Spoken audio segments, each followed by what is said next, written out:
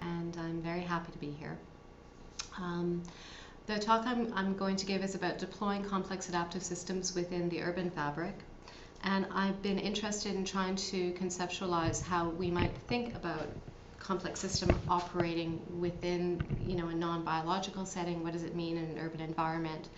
And so I've become interested in partitioning, stigmergic signaling, and mutability that will support emergent unfolding. And then I'll talk about what I mean about each of these things. So I want to start off by saying that my presentation is a little bit patchy right now because my thought processes are probably still a little bit patchy with assembling a variety of things I've been thinking about. I've also recently sort of been shifting from thinking more about strictly morphological qualities of urban fabric that would support emergent unfolding. So what physical conditions need to be in place that permit things to adapt more easily or have affordances to adapt more easily. And then lately I've been moving more towards thinking about this fusion regarding smart technologies, sensors, Internet of Things, and how that enables a different kind of signaling to occur. So that's been a more recent thread that probably expands on the research that I began in my PhD about the morphological aspects, which I spoke about when I was here. I'm not sure if it was, I was trying to think if it's 3 years ago that I was here. I gave a something like that, 3 or 4 years ago. So there's a few different things that I'm looking at. One is that I now teach at Iowa State University. I teach in urbanism and architecture, and I have a course on complex adaptive systems for resilient cities and architectures. So this is a course that I've been developing. What Shima would like. That's just a specialty. Yeah. So the course has been a gift to me to have the opportunity to teach. My chair has been really supportive of my research since I arrived at Iowa State. Do you have lecture notes for it?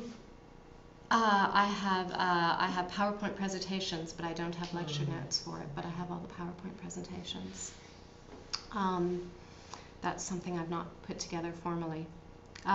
So I have had this opportunity for the last, I'm now teaching the course for the 3rd time, to think about how do I teach students about complexity dynamics.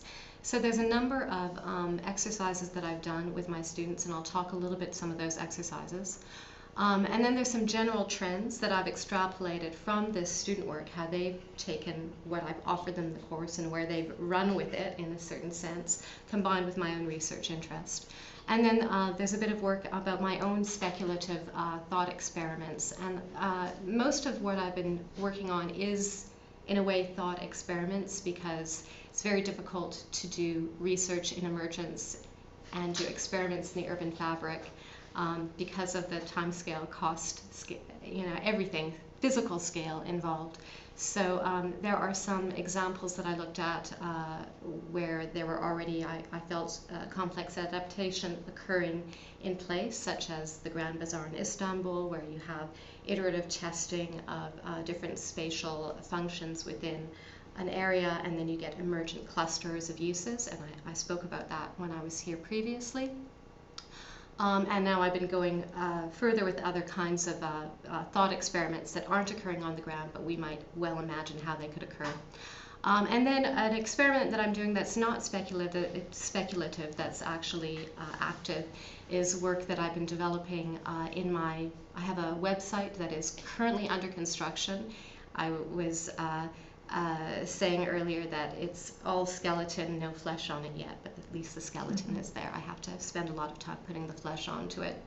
And so I'll show you a little bit of what I should say crowd-sourced graphics, not crowd-soured graphics, although that's an interesting alternative. And also, it's been nice to have been having a little bit of a conversation online with Francis, and this idea regarding how some of my ideas might enhance or conflict or dovetail with the comments on intents. Some of the questions I've had about that, does this correspond with what we would call a fitness criteria, and what is being selected for if we're moving forward.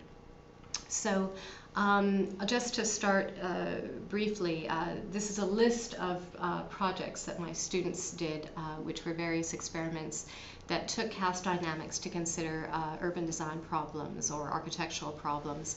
So my students all prepared different poster presentations as their final projects last year that engaged CAS in some way. I'm not going to speak about each of these projects, but they provide an overview, and I've extrapolated from these various projects a number of principles or recurrent themes that have moved through the work. But just to tell you a little bit about the kinds of investigations or how CAS was deployed, and maybe this was the intentions for them as well, or the intents, one project was dealing with how might we establish real estate development priorities, and rather than having that be a top-down decision, how could that be a bottom-up crowdsourced idea? And so, following from Airbnb, air habitat, so the students speculated on what that might mean. There was a couple of projects that looked at how we might determine urban programming and where to invest to support public space functional amenities. And so there were two projects called Tactical Projects, Crowdsourcing, District Functions, that looked at how one might use kind of pop-up tactical interventions that could then learn over the course of time by having feedback. Some events that you do, pop-up events, are empty, others are active, how you could search for what a fit configuration would be in an urban environment in that way. Two very interesting projects looked at could we develop transport infrastructure that responds to user demand. So there's two projects, UBus and Urban Lemna. So again, I'm really indebted to my students because they have given me this sort of wealth of their ideas. And also one of the things I've noticed working with students is that they don't have pre-established biases of what an infrastructure is. And so if you say, well, what might it mean to take a bridge and think about a bridge as a crowdsourced environment?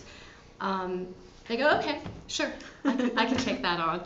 And we're so locked in to our way of thinking about infrastructures that it's as I say, it's a gift to be able to work with students and help pull their ideas out and steer their ideas, but also use their creativity to inform my own.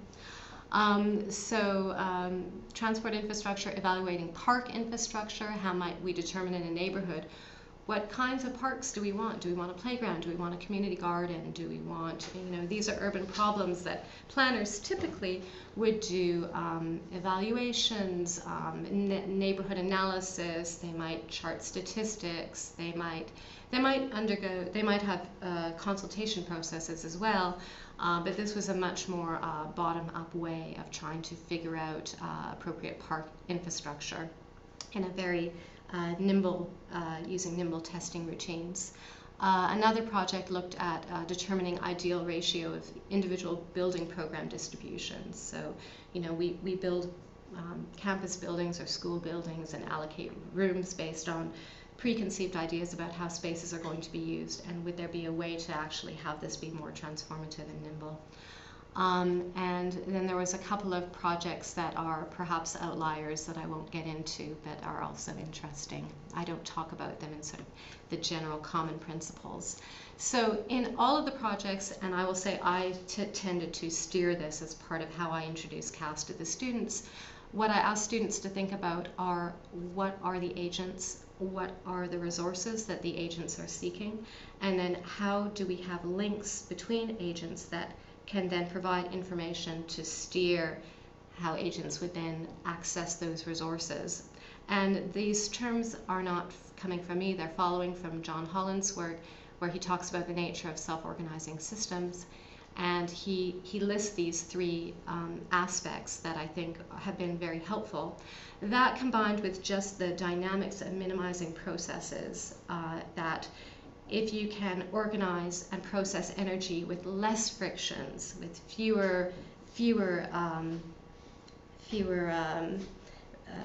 less aspects of resistance, then we can think about maximizing productivity. But then again, what does that mean when we're talking about urban elements? And so if we look at these things together, then hopefully if we can get all these dynamics working, we will have emergent fitness. And then it, of course, depends on what do we ascribe as being fit, and is there something that's steering that. So students generally considered the nature of the agents seeking fitness, and in general, agents were considered to be smart urban elements endowed with the capacity to either be mobile or to mutate in how they functioned. And so this again departs a little bit from where I had started with my own work, which I was much more looking at physical urban elements that would have the capacity to mutate based on but not because of smart aspects, more because of gradual feedback over much longer periods of time and users gradually transforming things, but there being an inherent affordance for things to be mutable. So in a way, my students, because they are so raised with technology, well, they have no patience for that, right? It's like, well, we don't need slow evolution. We'll just tack on a sensor and get feedback right away and allow things to mutate. They also considered the nature of resources that the agents might be competing to gain and how resource gains might be monitored to help steer the system. So for example, are we looking to get more customers for something or more usage of a particular urban element? So if we have a swing on a playground, are we monitoring how often it's used? And then is that a resource? In terms of we have been looking at the agents as the urban elements, so then saying, what would that particular class of agent need to have in order to be productive? And if a swing is sitting there not being swung on, then presumably it's an unhappy swing. So this is how I try to frame it, and then the students go. So we talk about how are the various elements or agents' capacities activated or fed in some way that meets particular urban demands. And then questioning what is the nature of the links that might help steer agent behavior and the forms of feedback or information guiding the system. So very often this particular aspect was steered through a combination of apps, crowdsourcing and signals relayed between smart urban components. And there's a little bit of a tension with how that worked depending on whether people were signaling, oh, I liked doing this here, or whether the urban elements themselves had some sort of sensors that would say, well, whether you're saying you're liking it or not, it's being used, right? Mm-hmm. And so these two different ways of steering information are of interest to me. I don't quite get the idea of the links, or link between what and what. Mm-hmm. So the issue would be if a smart and this is the example I used a little bit in correspondence, but I'll explain it.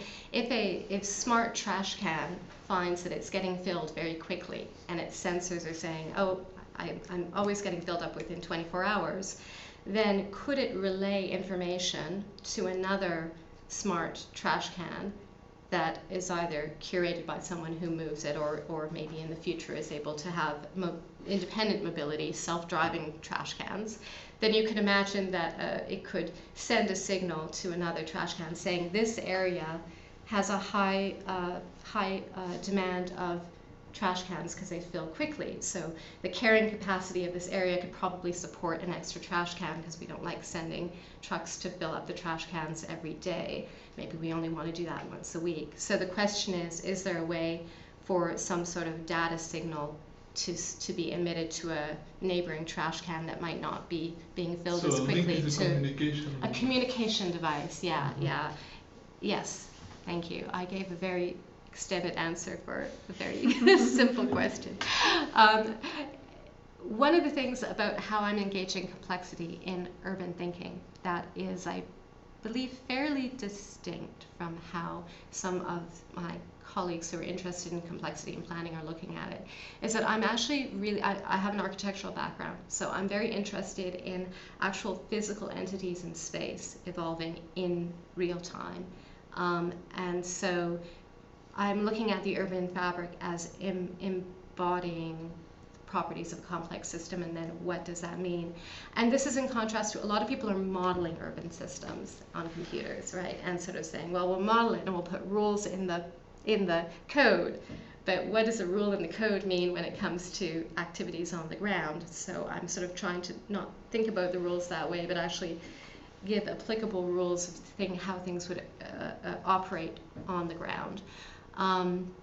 The other way that many people are thinking about urban design and complexity is through deliberative collaborative processes, where you say, the urban environment is complex, therefore let's get together a lot of different agents to discuss what's the best thing to do, and then a solution will emerge, and then we will implement the solution, but then the solution is still rigid once it's implemented. And also it's about forecasting and as opposed to doing. So having worked in design for a number of years, I've seen also the risks of forecasting, that people are very poor forecasters. And so rather than asking people what they think they want, I'm much more interested in doing many tests and seeing what happens and steering these tests, but actually finding out what happens in situ. So I'm just going to give an introductory example of what I thought was an extremely successful project done by one of my students that I think will kind of concretize some of the things I've spoken about so far. This is a project called Urban Lemna, and the student she took the notion of a bridge and tried to conceptualize it as a self-organizing bridge system by partitioning it into individual agents. And so she did a 5-minute poster pitch for this project, and I think it would be nice if I just, instead of my explaining it, if I let her explain it. She did actually she graduated last year and she just did a lovely poster pitch. My name is Liu, and I am a graduate student in the Master of Science program in Iowa State University. Today, I'm very glad to present my poster to you. This project is called Urban Lemna, and the concept is based on complex adaptive systems. This design provides a self-organized, floating urban space and pedestrian crossing system for the Huangpu River in Shanghai.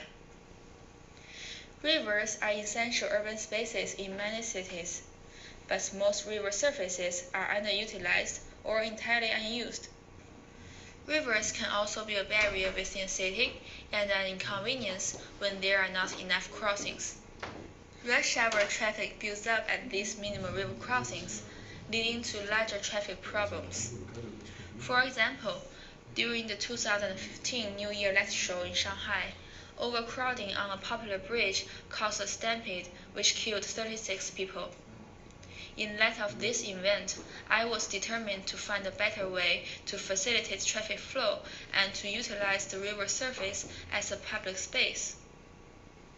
Traditional river infrastructures are limited to stationary bridges and docks. These often suffer from uneven distribution throughout the city. Traditional bridges are expensive and cannot be moved to suit changing patterns of traffic flow. My goal was to develop a system that can utilize the river as a public space and provide on-demand crossings to ease traffic on traditional bridges. My design was inspired by lamina, or duckweed, which is a small aquatic plant that drifts along the surface of the water. Lamina can act as a single unit or join together in large clusters, which can be seen constantly shifting and rearranging.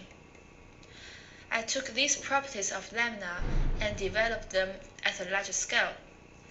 The result is a system which can achieve a level of flexibility and adaptability that is impossible to create with traditional river infrastructures. The system is also more nimble and controllable than small boats or ferries. The new lamina infrastructure is created by using a system of movable platforms that can relocate themselves to a user's exact location.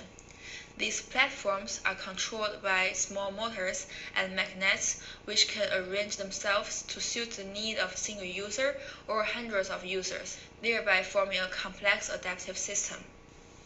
In this system, the agents are the floating blocks. Their energy is the floating block's desire to be utilized, or the desire to achieve a higher utilization rate. The link in system is the app platform, and the feedback is provided by sensors that are embedded into the blocks. The functionality of the system can be seen here. When a user needs a bridge to cross a river or wants a plaza for activities, the user can open the app, input a request, which will prompt floating blocks to relocate and assemble. Each use provides feedback that can better direct the blocks and allow the system to evolve with the needs of its users. Over time, compiled data will reveal information regarding the most frequently generated bridge and plaza locations. The floating blocks will learn to predict the needs of the user and adapt to improve system efficiency.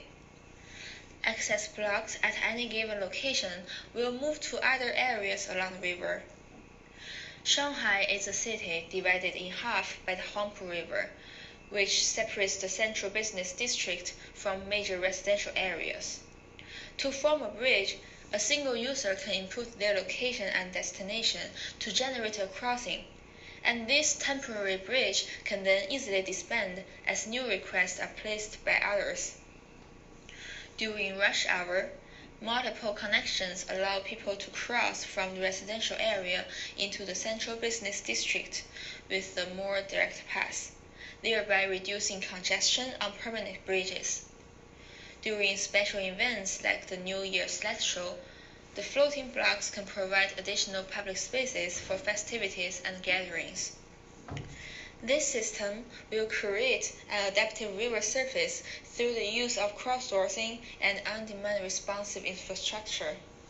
To surpass the abilities of traditional river crossings, Urban Lambda will allow for spontaneous creation of public space and provides a flexible transportation alternative with limitless intelligent arrangement. Thank you for listening. If you have any further questions related to this project, please feel free to contact me at the email shown here. Thank you. Okay, I don't know why we have Susan Boyle up here. Right, so close that and then hopefully get back to the presentation. Okay.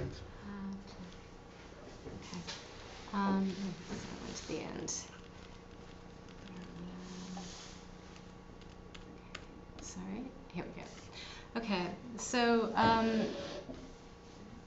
some of the themes that so this is this was the best project from the class from last year. She did a lovely job.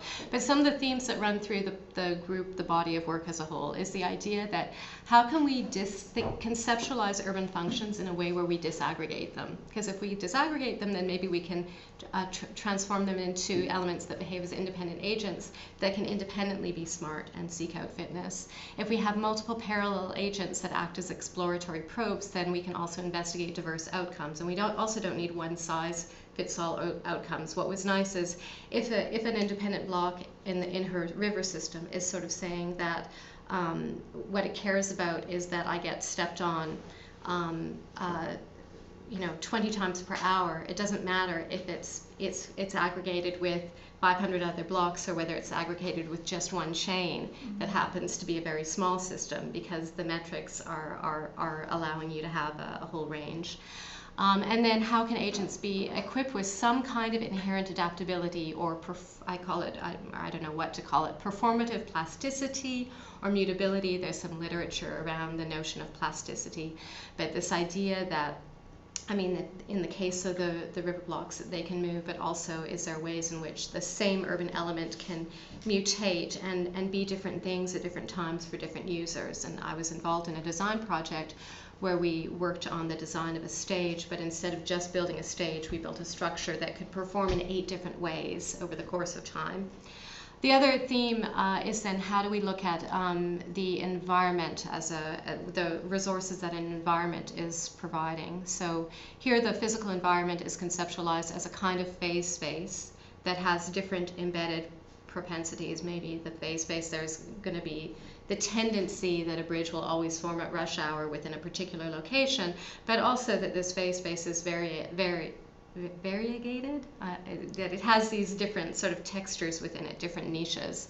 And so there's different niches that can be activated for different kinds of uses. It doesn't have to be a one-size-fit-all solution, which is, I think, how we tend to think in planning, is to optimize for the mean as opposed to finding niches for the long tail.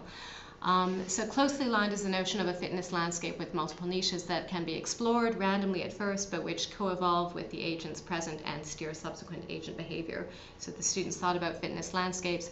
The other thing that we talked about in class is how the more energy you have driving a system, the higher or the larger the number of niches. So if you have only a few users, then you probably aren't going to have enough energy for a lot of different bridge locations to be explored. But in a city like Shanghai, so if you look at a city with a population of 200 people, there's not going to be enough kind of latent resource to activate a lot of different trajectories. But the larger you have energy driving the system, the more number of niches. And this is how I'm understanding how bifurcations work, that as you're increasing a parameter, you're getting more and more potential niches to occupy.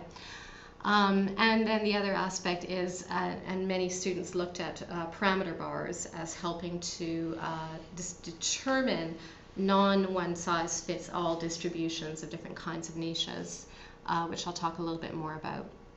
The other theme that came through in a lot of the projects was the use of digital media to steer information. So the form of signals coming through data, use of apps to help track information and send signals between agents, but in a different way from how smart cities are normally conceptualized. So a lot of smart cities are interested in big data, big trends, and then that's centralized and gathered, and then the system tries to optimize in a very top-down way. So there was this avoidance of going in that route and thinking more about, okay, well, how could agents really just maybe have a almost a field of interaction with neighboring agents, and if an agent in a particular field is kind of saying, oh, there's a lot of energy driving the system here, the neighboring agents might come closer, but that you wouldn't need to necessarily have some sort of centralized command and control. The other theme that came up was the use of ratings or thumbs up to sort of help steer information, or sensor relays. So we sort of were talking about digital pheromones and what these might mean. And so this, of course, got into the whole discussion of stigmergy and different kinds of stigmergy, and how do we avoid signal distortion? How are we making sure that the signals aren't being confused by other actors that may be creating distortions of one sort or another?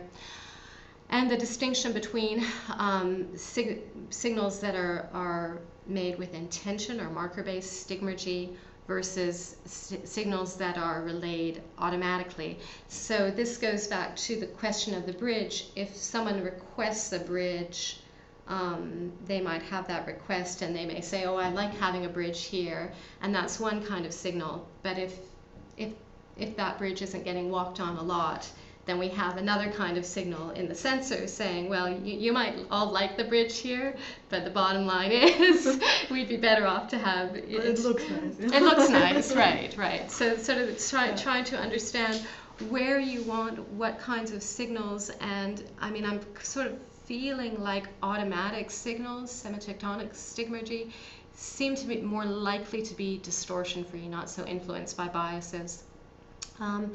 The other thing is that stigmergy can help guide agents towards different trajectories or regimes if they are steered at parameter bars. So qualitative stigmergy, so that maybe some people want a really quiet bridge, whereas other people want the fastest bridge, and that if you are looking for different things in your bridge, then that might be different parameter bars for where a bridge would locate. So we discussed that as well. And then the fidelity of these stigmergic signals, of course, relying upon the strength of the crowdsourcing environment. So if you only have 2 or 3 people leaving signals, or the loudest person in the community consultation process that steers the dialogue, then we don't have very good fidelity within the signals that we want to steer fit behavior.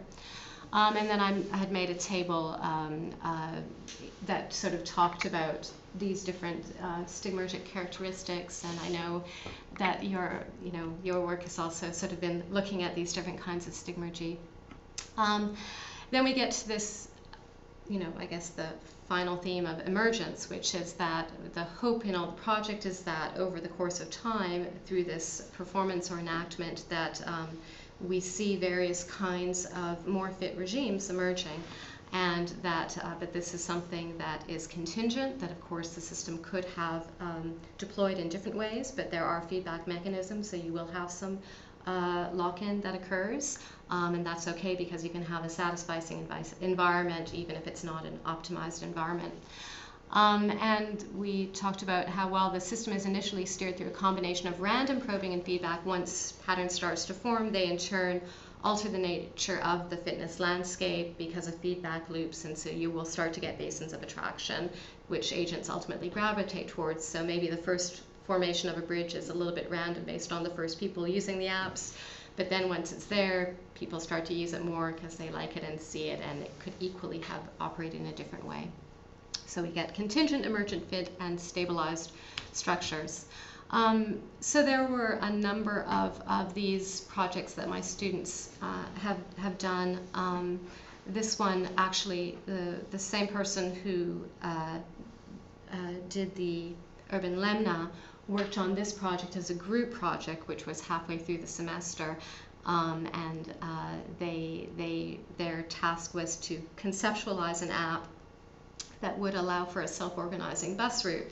So rather than have a top-down thinkers, planners determine where the bus stop should be, the city of Ames, Iowa, where I teach, was just divided into the red dots, which were, I forget what they made, like 1,000 potential bus routes equally distributed along a grid that was, I think, 500 feet or 650 feet apart in the end.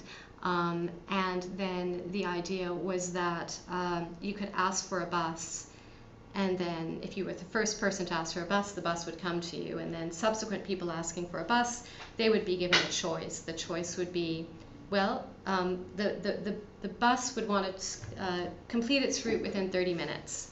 So there was a kind of restriction on the bus. The bus's goals were to complete a route in 30 minutes and gather as many people as possible.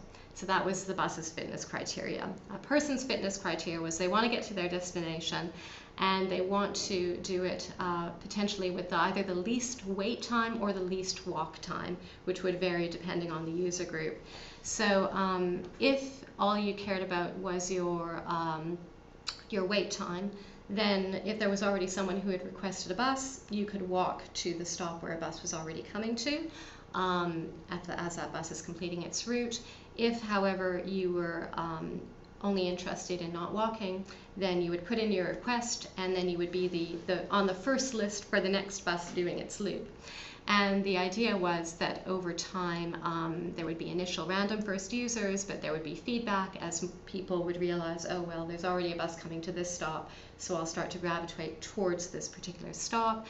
And the intention would be that over the course of time, and they would responding to feedback, people would begin to notice, oh, you know, this stop tends to be the one that I'm told to walk to. If I arrive at this stop, there's already a cluster of people at another stop. And so over the course of time, would you have an emergent route that would kind of learn over the course of time where people would have a propensity to be, and then you would have a co-evolving system where both the bus route is evolving for the users, but also user walking patterns would start to emerge, because they would say, whenever I walk to this stop, it tells me I'm going to have a 30-minute wait unless I walk to the stop 2 stops over where there's already clusters of people.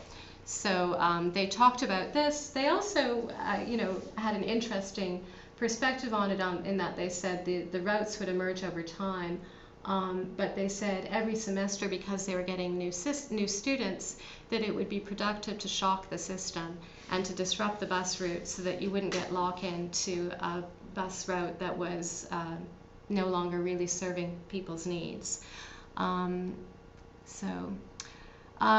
Another person who worked with the same group on the self-organizing bus route, for his final project, he worked on a self-organizing functional district, and basically said, if instead of thinking about shops as being fixed infrastructure, if we looked at mobile shops, so you can have a mobile food truck, you can have a mobile clothing truck, you can have a mobile antique truck, that you could have these mobile shop amenities which would utilize the existing infrastructure of surface parking lots or street parking, and would be again, have a combination of crowdsourcing that would sort of say, if people were saying, I really want a food truck in my neighborhood, then food truck owners could say, well, there's a need here, and I can offer this service, so I will move my truck in that direction. And if there is crowding at that particular venue where they've brought their food truck,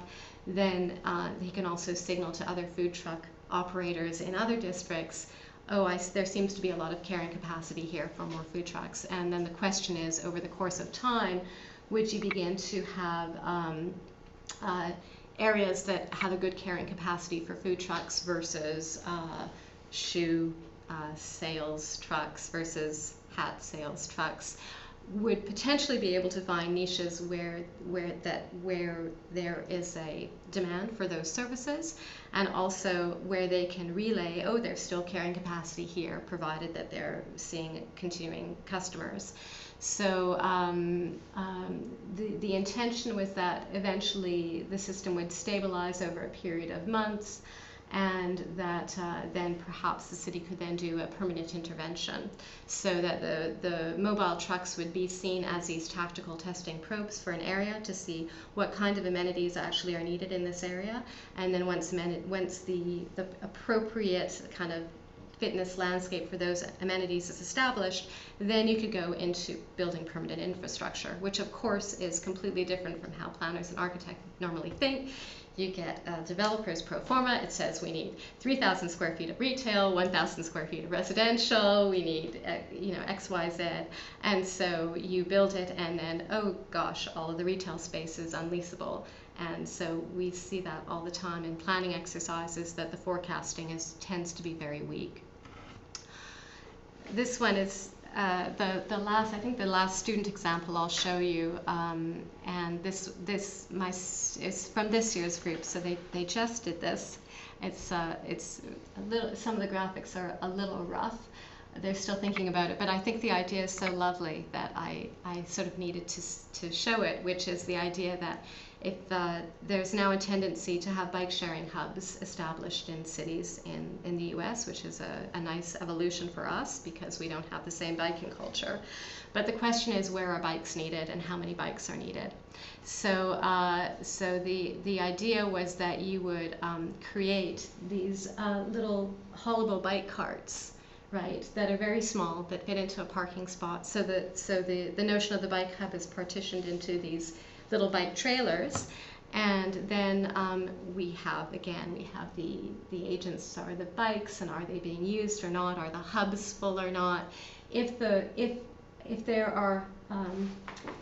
these are parked and they empty very quickly, then they can send a signal saying we're empty. So other bike hubs that are sitting elsewhere in the city that are sitting full can send out a signal that asks, that will pay a rider to come and move the bike hub to a new location. So rather than have someone top down moving the bikes around, it can be distributed. Anyone who needs cash, because Ames is a student town, can say, oh, I'm quite happy to move the bike trailer from one location to another. I will be paid for it, and then in turn the bikes will be rented out to people who need the bikes, because this is an active bike station. So I really enjoyed how the students sort of thought about this app that would tell you where the bikes are. If you were a long distance from where you needed to get the bike, then you could also sort of request, I would prefer to have a bike location here. You could send signals to the bikes. They didn't have the whole sort of schema completely articulated, but I think in principle we could begin to imagine how such a system might create really effective hubs, and also hubs of different scales, because again, you could have a very small bike hub that only fills up one parking spot, but it's always empty, and as soon as the second bike hub arrives, well, that one doesn't get emptied. Well, then the carrying capacity is exactly 8 bikes. That's it. But you can still offer that carrying capacity rather than say, oh yeah, the bikes here never get rented out, so we just don't provide anything for the 8 people who would normally be using the bikes. So The fundamental questions that I've been asking are, how do we consider an urban design problem from a complex systems perspective? And as you can see, the work involves partitioning the problem into discrete agents, enabling the agents to employ different strategies to solve the problem where there is a built-in malleability, plasticity, or design for affordance, allow the agents to convey signals regarding whether or not their strategy is working well through the stigmergic processes, and permit agents to adjust their strategy in response to feedback about whether or not their approach has been successful, steer their new response through information relayed by other agents. So if an agent is a bike hub and its bikes are not getting rented out, then rather than randomly exploring where to move next, they can be steered by the information coming from a signal that says, well, gee, it would appear that these bike hubs are being emptied quite regularly, so you could go there and see whether there's still carrying capacity. And I think this relates to John Holland's notion of, he talks about this as well, bucket regimes, I'm not sure. John Holland also writes about this, sort of a number of agents will go to a particular basin of attraction until it's saturated, and then they'll start to seek someplace else. And so if agents realize, oh no, wherever they go the carrying capacity has been reached, then they can explore a new location at random. So there's still this inherent ongoing exploration of new niches. Ensure that there is enough energy in the system such that signals are meaningful. One of the things the students talked about is that they wanted the program to be free for the first year, because they figured if there isn't an impetus for students to change their behavior, then we might really not see the propensity of these patterns to emerge where they belong. So the question is, how do you provide enough energy for the signals to be meaningful? I just thought about a possible way that's more better than random, that is that the bike hubs or whatever the agents are would be attracted to all the empty hubs, but repulsed by full ones. So they try to be as far away as possible of the ones that are not being used, and as close as possible to the ones that are being overused. That's very good. Yeah, I've only been thinking about it in terms of attraction, but you're right, there could be a repulsion aspect of it as well. Yeah, absolutely. So then they are most likely to fill up the really empty spots. Yeah, yeah. So we have two things that are steering it. Yeah. Okay, so some of the things I've been noticing as we've been doing this work is agent identity ambiguity, and maybe this also comes back a little bit to some of the discussion that we were having via the internet, which is this really came up with the bus system, where I had asked the students, well, tell me, what the agents are in the system, and they said, well, the agents are the riders, and I was like, well, no, the agents are the buses. And then it was like, well, what's seeking what? Well, what's self-organizing? Are the people self-organizing, or are the buses self-organizing? So where do you identify the agents? And at a certain moment, it seems like, oh, actually they're co-evolving. There's two agents in the system. Both are seeking different kinds of energy, and the system, these are two systems that actually co-evolve. So that's one thing that has been kind of settling in my mind. The other ties in with this, which is the resource identification. So if you are thinking in your self-organizing bus system that the agents are the buses, then they need a different resource from the agents that are the people. So how do you conceptualize resources for non-cognitive actors? And this is where I get to, they talked about it in this one, I think. They said empty hubs are happy hubs. Their bikes are in use and they signal other hubs to join them, right? Full hubs are unhappy. In response to this, they look for happy locations using their connections to other hubs. So, it's nice to think about it that way. What makes an urban amenity happy? Well, an empty bike hub is a happy hub. So, okay, so that was interesting, where if the agent is an amenity, then the energy feeding the amenity is how that amenity is used at a certain level or intensity. You don't want it to be overused because then it stops functioning, but how is it used at a certain level of intensity? And it seemed like going back and forth, And I'm noticing this more and more in Why do discussions. you call it energy? Why not call it like satisfaction or utility or happiness? Or Yeah, that's a good question. And I have sort of slippage in this as well. Of do I want to refer to it as energy or usage or it's not. It's. I think.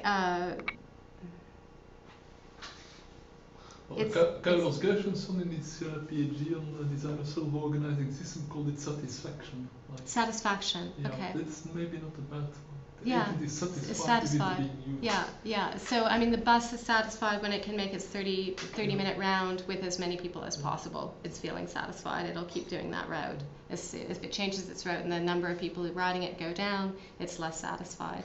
I mean, you could say fitness, right? Yeah. But then fitness can mean. Yeah, fitness is usually dependent on some environment, while here it's really intrinsic to the agents.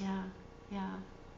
So I mean, there's this. Well, in economics, you use the term utility. Like Utility. Each agent tries to maximize its utility. but Yeah. It's a bit kind of technical. Yeah, it feels more technical. I mean, happy is sort of nice and intuitive, but it's also happy is nice, but it's too nice. It doesn't sound professional. Well, satisfaction is kind of Yeah. like happiness, but It's actually right exactly professional. if we have like the spectrum of utility versus happy, Yeah, satisfied is kind of a nice nice I in the have middle. I have a glossary of concepts in cybernetics, and I put the different concepts like utility, satisfaction, happiness, and saying how the one is kind of. Yeah. I think satisfaction would be better. So, but then what is feeding the amenity? What is feeding? Because it's the word energy, right? Yeah, but I don't quite understand what you mean by feeding. Do they need Making it except- satisfied in some way. I mean, I guess Yeah, I figured but the bus fills with people. It's been fed by people, or it's somehow feeling its utility. But you're right, feeding is probably not the right word for it. So. Well, feeding leads to satisfaction. I mean, if you eat until you're hungry, satisfied. Some sort of input. What input? I guess what I'm really trying to get at is this notion I mean, of you're input, but in a hungry non. if you don't get enough to satisfy your hunger. So if you have a bike thing and there are still bikes on you, you're still hungry to get rid of Yes, them. yeah. Or if Again, you're it's a like. bus and there are not enough passengers on you, you're hungry to pick up passengers. And you're satisfied when you're full, when you're full of passengers. Right. I think it's interesting to have this discussion because I think I read a lot of the terms as it's used in the technical literature, and then I try to make it intuitive to my students. So there's this jump back and forth between how I will use the terminology on one side and then use it on the other, and finding some middle way that's straightforward, but not overly. Yeah, it's very important and very useful to find the right term. So when I have a concept like that I'm developing, I try to find the right term, like terms like challenge or diversion or intent are kind of terms of which I've been looking to dozens of possible terms and trying to find really the right one. Yeah, I think that's really interesting. Also, it shouldn't be like very positive, because imagine that agents are ambulances and they are like satisfied when they are carrying, like people from a crash, so like they are happy. Yeah. You don't want to always satisfied is better than happy. It's definitely satisfied for the ambulance. Maybe it shouldn't like display the smiley face at the moment. But this idea that somehow there is some external input or resource that is enabling this happiness or this satisfaction, because I mean, if the bus is absent, the people riding it, it doesn't have this resource input in some way. So I think it's nice to think about what are my process has been so much to get my own head around how these concepts would work. The specificity of using then the right terminology to describe it, I think, is a very important next step. And then there's this linking different information modes. So, and I spoke about this briefly before, but the virtual links versus physical links. So once an app has helped steer a system, and then then it's physically in place. Are we monitoring that, or are we monitoring an app that's saying whether people are satisfied or not? So there seems to be kind of two different information modes, and as I said before, they may be in conflict, and how do you manage that conflict? So that's kind of the first part of what I was going to speak about. What's my time like right now? It's 1 hour in. So We're 1 hour in. Okay. So the next part is just I had done a couple of experiments that were thought experiments about how the physical space could be manipulated or conceived by what you did in virtual space, and this I did a long time ago now. 10 years ago, when my colleagues were just starting their architecture firm, we entered a Europan competition. And this idea is now very much in the air. That 10 years ago, I think it might have been a little bit innovative, but at the time, I think we may have been one of the first people thinking about it. But the idea that, well, you could crowdsource an encyclopedia, could you crowdsource an urban design? And so we thought about what would it mean to have a web-based interface that would allow, rather than having a limited number of actors making decisions and then incremental evolution over years as things failed, could you get a ton of actors engaged right away and putting together an idea for a plan, and you could see it emerge on a computer screen and tweak it as you went in an experimental way. So we actually thought through a fair amount about what the system architecture would look like and how we would design it and what kinds of input we would need to have and how you would, and this probably comes to this idea of how do you flag areas that need work right now, there being a hierarchy network of things that are important to do at the moment and things that are important to do later. So the diagramming is very kind of loose and conceptual, but the way we had thought through the processes was probably a little bit more specific. In any event, this was sort of a thought experiment that we had done, and we had said, well, if we have massive collaboration with a lot of actors, then there are many ideas, but gradually better ideas will start to converge, and you'll begin to have various kind of emergent sort of clusters of solutions that come together that have different qualities to them. A student of mine had a very similar idea 2 years ago for an app that would involve crowdsourcing what one could do in an empty urban area in Germany, the former Tempelhof airfield. And so was talking about, okay, how could you have a user interface where people could put ideas out there and you could say whether they're good ideas or weak ideas and rate things up or down and eventually come to some collective understanding. So these are both obviously very big scale projects to execute. We had done this as the first one as a design competition. We did not win the design competition, although the jurors said, a really interesting project, but you don't show what a solution would look like, which I thought was the oddest. No, that is the point. I think I thought my next slide was a different slide. So my train of thought isn't quite right. But I will show you shortly that I've now tried to do exactly that on a very modest scale. I've been playing around with how could you have a crowdsourcing design environment. One of the things that becomes interesting about using the power of the web to coordinate ideas is the ability to find small niches and avoid homogenizing effects, because when you're only collecting big data or when you're only doing surveys on what average likes are, then you tend to, again, build for the mean as opposed to trying to find niches that would be hosts within the long tail of what people are interested. But with the web, we have small niches becoming more and more viable. So traditional urban features tend to be top-down. You'd have like a Holiday Inn, which is the place that you would go to if you're staying on vacation. And if someone had a little poster saying, come stay at my place overnight for $25, call Kate, probably most people wouldn't do that. But when we have Airbnb platforms like Airbnb, we're able to activate these multiple small niches. And people can find can find distinct niches based on very personalized parameters. So I think there's a really big fear of people who are interested in smart cities that we're going to have this sort of state control where we're being watched all the time and monitored. And I'm probably more optimistic in that I'm more interested in what's the capacity of bottom-up agents being empowered to now find each other and find niches that they could never previously find before. And this is a very nice example of a smartphone wayfinding system. This is not for my students, this is another product. And I think maybe this was an Amazon product that they had been looking at or had helped develop.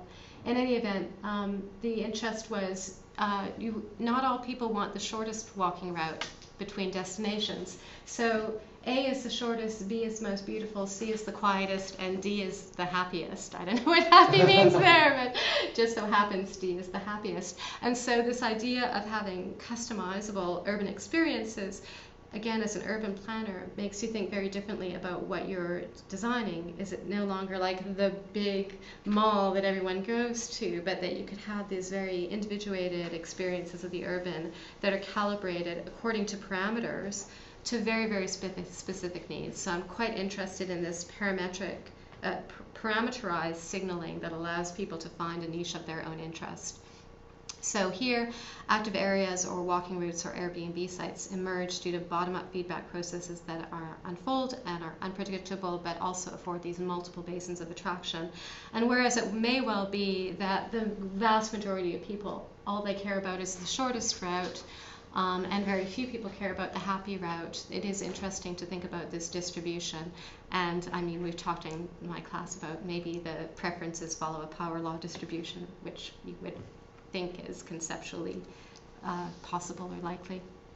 So smartphone wayfinding, I argue again, is an example of how we now can use rating systems and customer reviews as a kind of stigmergic signal digital pheromone that allows us to form new trust networks, because there's no way that you would, or most people would not just stay at some random person's home, but when you see 1,400 customer reviews, you feel like you might be able to form a trust network that was previously restricted to the big brand trusts of it's a Holiday Inn, so therefore it's okay, which then means everyone is forced into the same basin of attraction simply because there's too much nervousness about exploring other niches.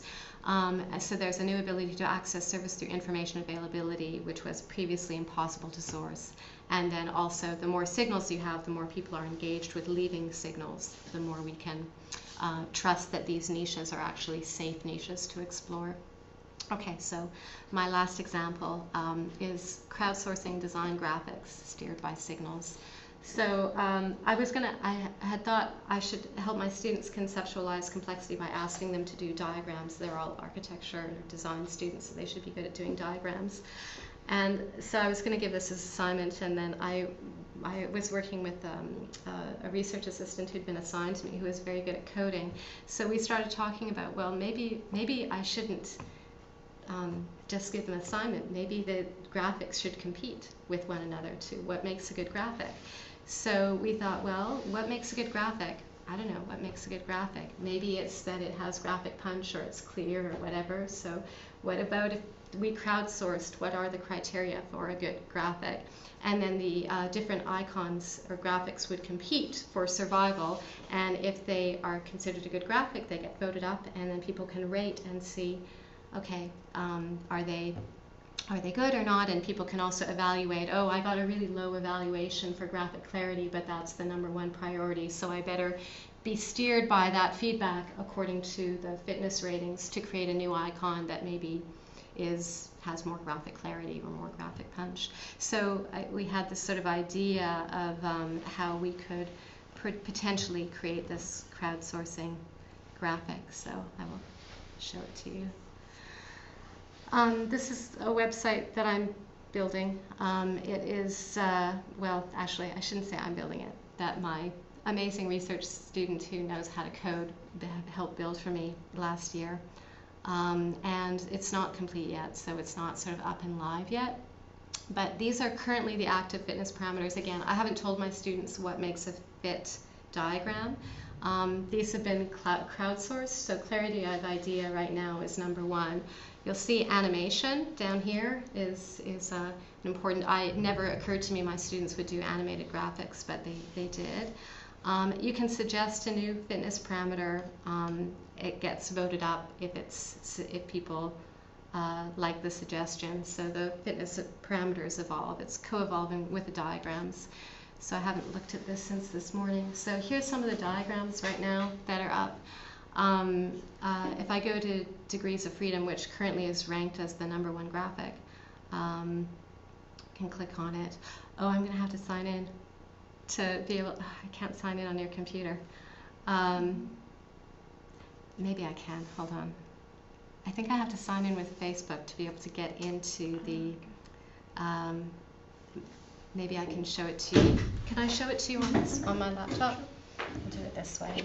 I won't be on the big screen, but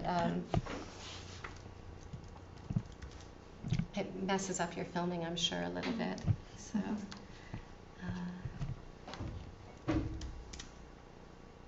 oh, and I need your Wi-Fi to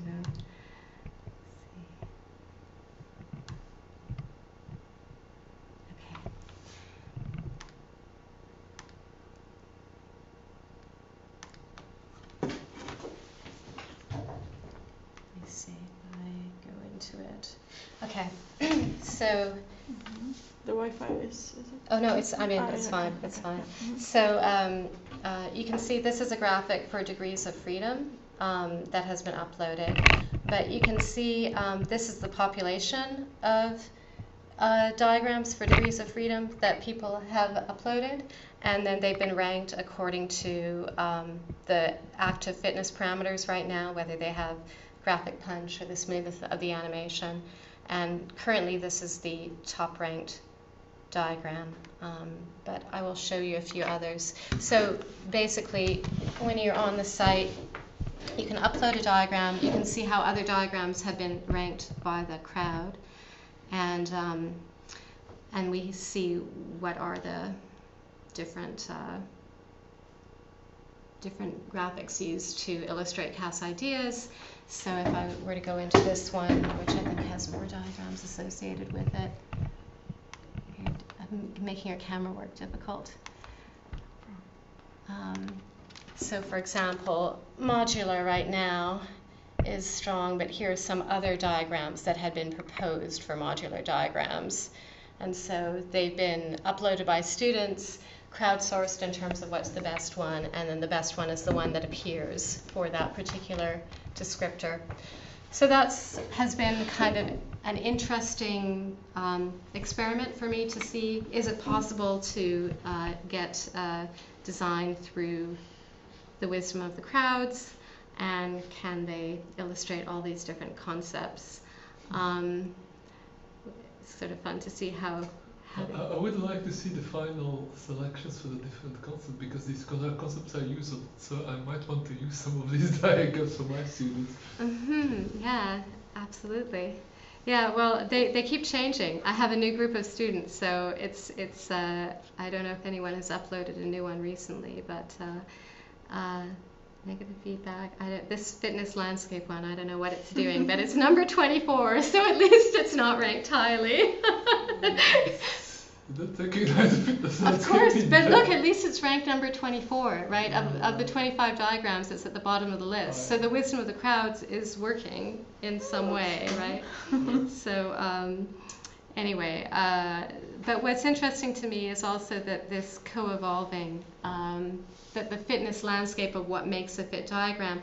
The first diagrams had no animation, and then one diagram was animated, and then it immediately became the number one ranked diagram, and there was no fitness parameter for animation, and so very quickly a parameter of animation was added.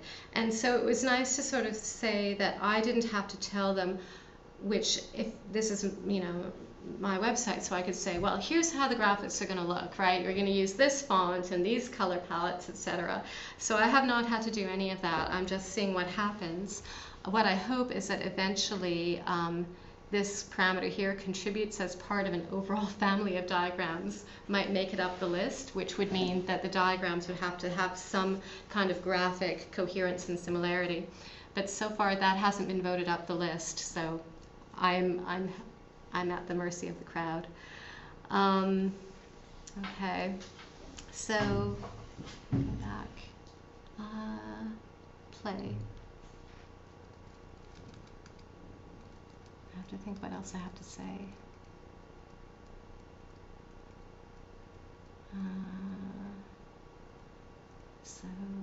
Okay. Yeah, I was just going to talk a little bit about this. So, when I think about those graphics, I try to make a diagram that sort of charts what's happening, which is that we have various crowdsource inputs. We have design ideas and we have fitness criteria, and that these are co-evolving, and that the rank of a particular design idea will go up depending on how fitness parameters or agent attributes are described as being positive or negative. And everything is operating iteratively so that you keep on iterating new fitness parameters and iterating new agent attributes, with the new agent attribute being a new diagram that gets uploaded. And so I've been trying to, again, come up with language to describe some of these processes. So this aspect of tagging, differentiating both the agent attributes and the evaluation criteria for those attributes, filtering, determining which evaluation criteria are meaningful and which are the attributes of the agents are valuable. So filtering, it turns out the animation becomes an important criteria, whereas other criteria fell down on the list. Evaluating, assigning credit to attributes that respond to fitness criteria and fitness criteria that matter. So pushing criteria up the list so that people can have some signal that, oh, I should be trying to make my graphics look more this way, becomes a signal, but also seeing where the parameters are showing what's important. Ranking and then iterating. So I'm still not 100% sure how useful this is, but I'm trying to think a little bit more about it. I'm also trying to think about whether this is a more general way of thinking about all kinds of co-evolving design solutions and fitness criteria. So if we're talking about the bridge modules moving, and then the foot traffic patterns is something that are moving through different iterations. That was what I had to present.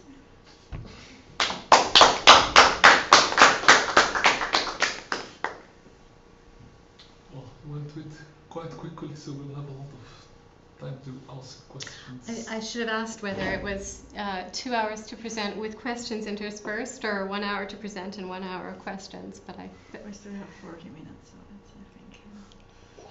Theoretically, it's 1 hour presentation, 1 hour questions. Usually, it's 2 hours interspersed with questions. Okay. I very much like the concept of those physical and electronic agents sensing by their own. Like the example you gave also on a discussion list with the benches, which sense like with their use.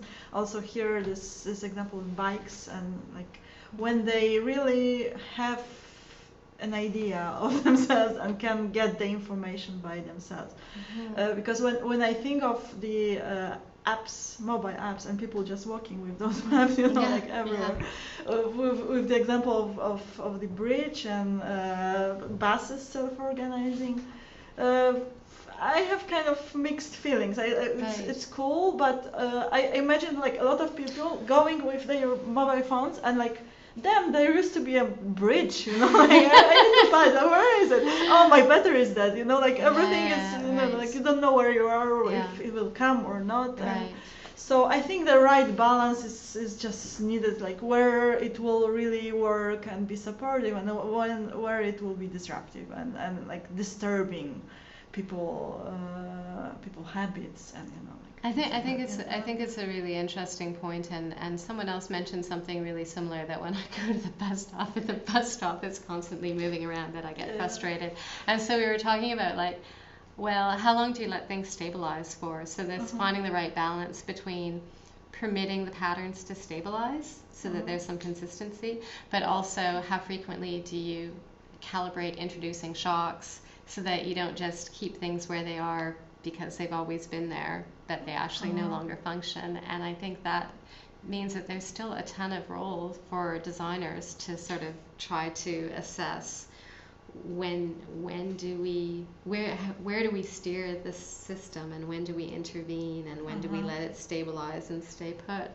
But you're absolutely right. Like I mean, it may be with the self-organizing bus system, I think one of their intentions was that the routes would stabilize over time, that they would spend a number of iterations sort of learning where the best stops were, and then the bus's default route every time would be the route that it had previously traveled, unless the signal was strong enough from, you know, oh, there's really a crowd over here that wasn't there before that are all asking for service in this environment, so that there would be a sense that the previous trajectory is always the starting point for the next trajectory, and that there can still be this allowability for mutations, but what starts as a very random pattern will start to settle. So, but I think your point is exactly right, that if the city is constantly changing, is that okay? Now, I would say I agree with you. It wouldn't be okay with me. If I look at my daughter, it might be okay with her because she lives that way. She doesn't care about anything being stable. Her life is, as long as her phone is stable, she... Yeah, precisely. I mean, it's like the difference in paradigm between owning a car and having access to a car. Yeah. If you know that you can always have access to a car, even if it's in a different location, it doesn't need to be always the same car at the same place, in the same garage, that's with your people. Exactly. You know. And that's a perfect example. My daughter has zero interest in ever owning a car. She's like, why would I bother owning a car? So I think that culturally there's definitely going to be a transition where the next generation does think very differently about stable regimes, and we kind of like our routines, but they have much more fluid routines. But you will also need a stable interface, and that we don't have yet. Yeah. I mean, something like Google Maps is pretty stable by now, but many of these systems, the interface will change all the time, and sometimes you can do certain things and then you can't do them anymore, but you can do other things that may be better, but you don't know how to use them better. Yeah. That will be the intermediate, that will be kind of the transitional period that may be very confusing for lots of people. I was also thinking that I could definitely see, so there are lots of cities in the world still that don't have bridges built. For instance, I remember being in Dubai, and they have a river, and it's very quaint to have boats. There are still like boatsmen who can take you over the river, and they are a bit flexible. So they might take you. They usually take you to the quay that is set. But I think that if you pay a little, they will take you somewhere else. Right. Of course, you know, a bridge like this would take their job. But another option that I see is in a place like Singapore, where they are eager to try out new things just for the fun, and I think it's also a city that is evolving in the sense that, for instance, if we have a very old bridge in my home city of Helsinki that was built 100 years ago, it's impossible to put any kind of a heavy traffic over the bridge because it's too small, it's too tiny.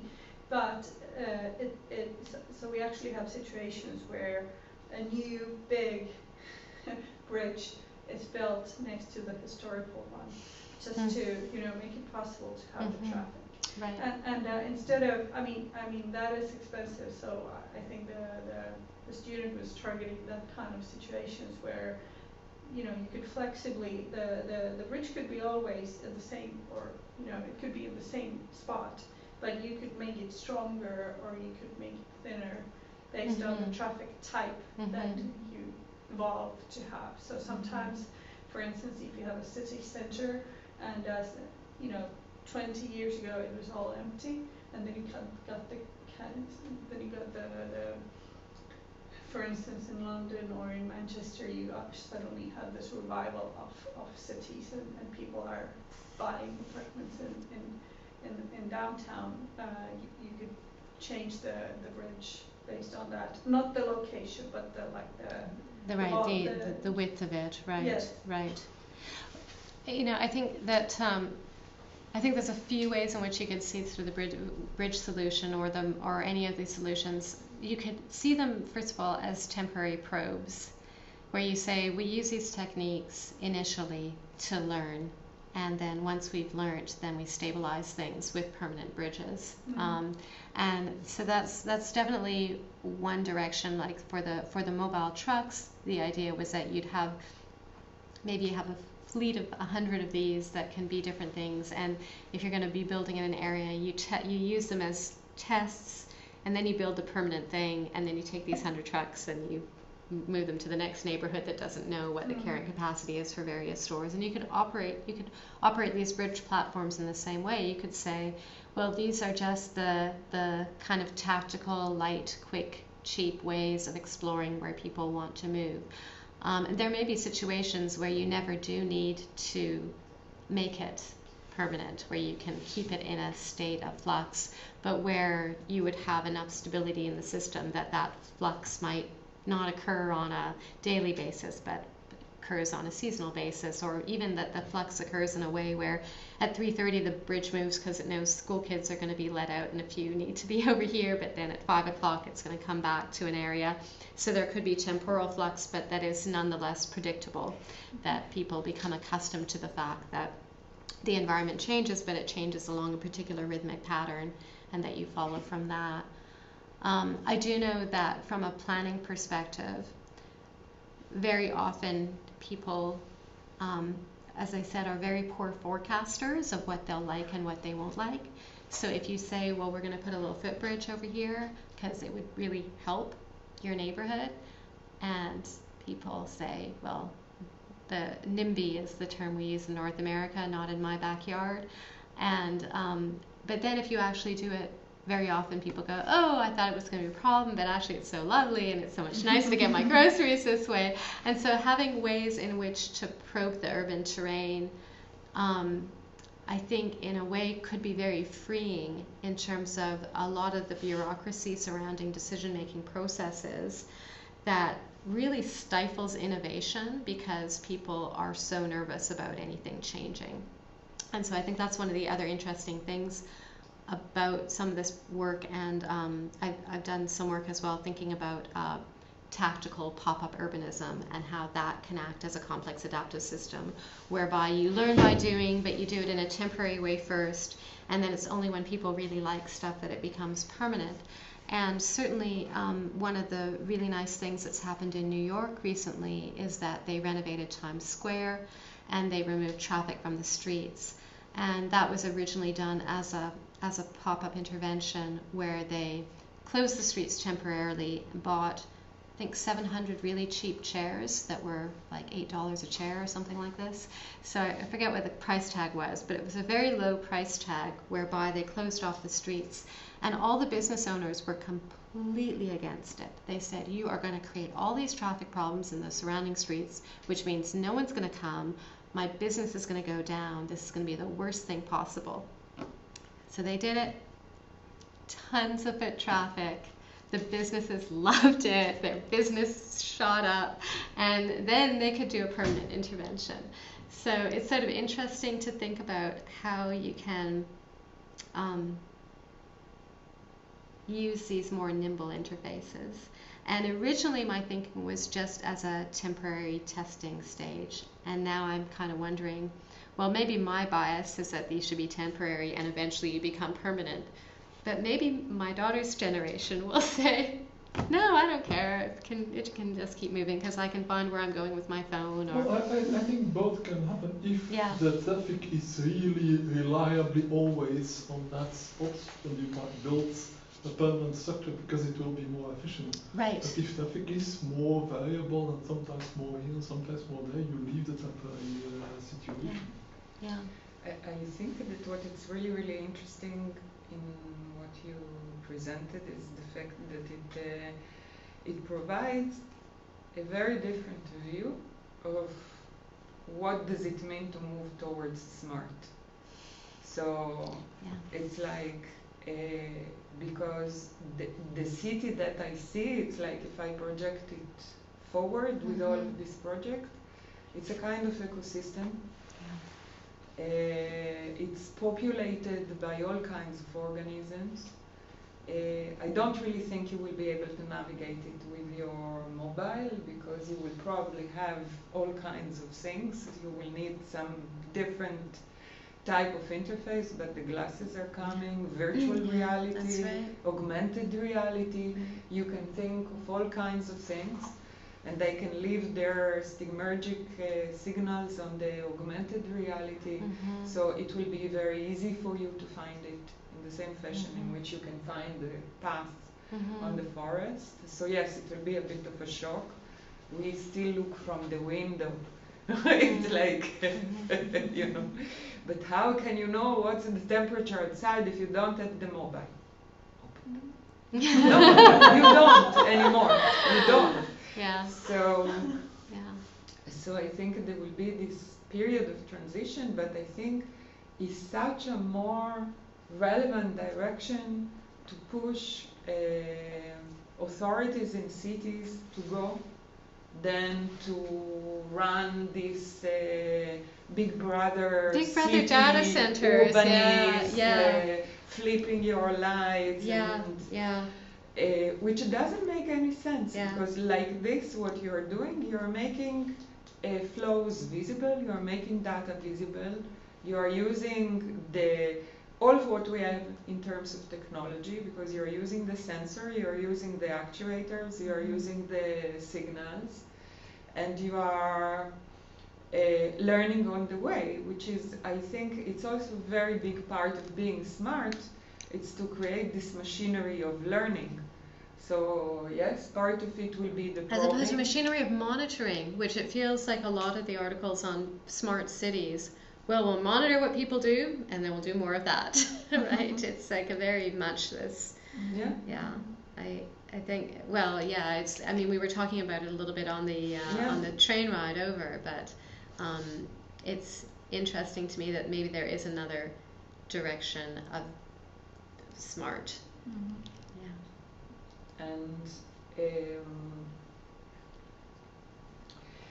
I think that it also, as you said, we are very poor in prediction, though we have this, it's like simulation is becoming king more and more, but it's actually predicting very well, very particular things, and when we come to the local scale and to the social scale and to the eventful scale, it's not good at all.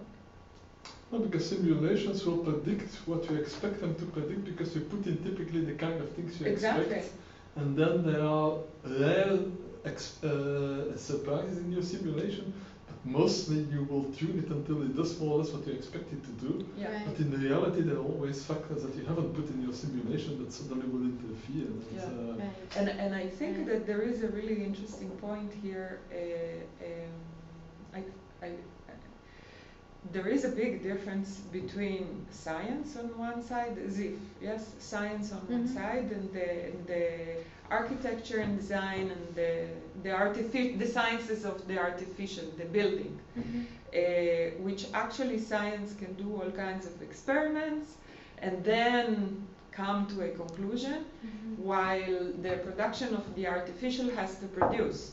And it has to produce now, and it has to produce a mega building compound, and once you build it, it's there, and the investment is huge. And it's like you're kind of providing a perspective which is a bridge, because it's like you're probing with something which is tactical, and with the tactical, then you have this ability to experiment which never belonged to the physical environment, to the built environment.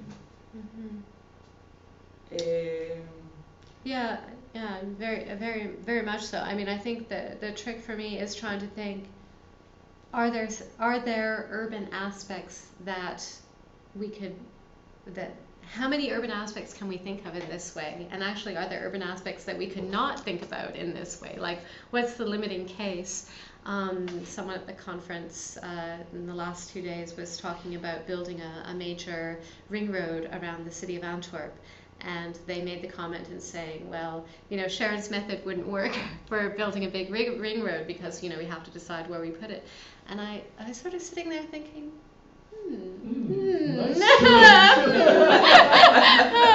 let me see, we could have self-organizing traffic lights from Carlos, and we could have, you know, user-defined routes. And is your point really to be on the interstate or the ring road, or is it to get from A to B in the quickest way possible?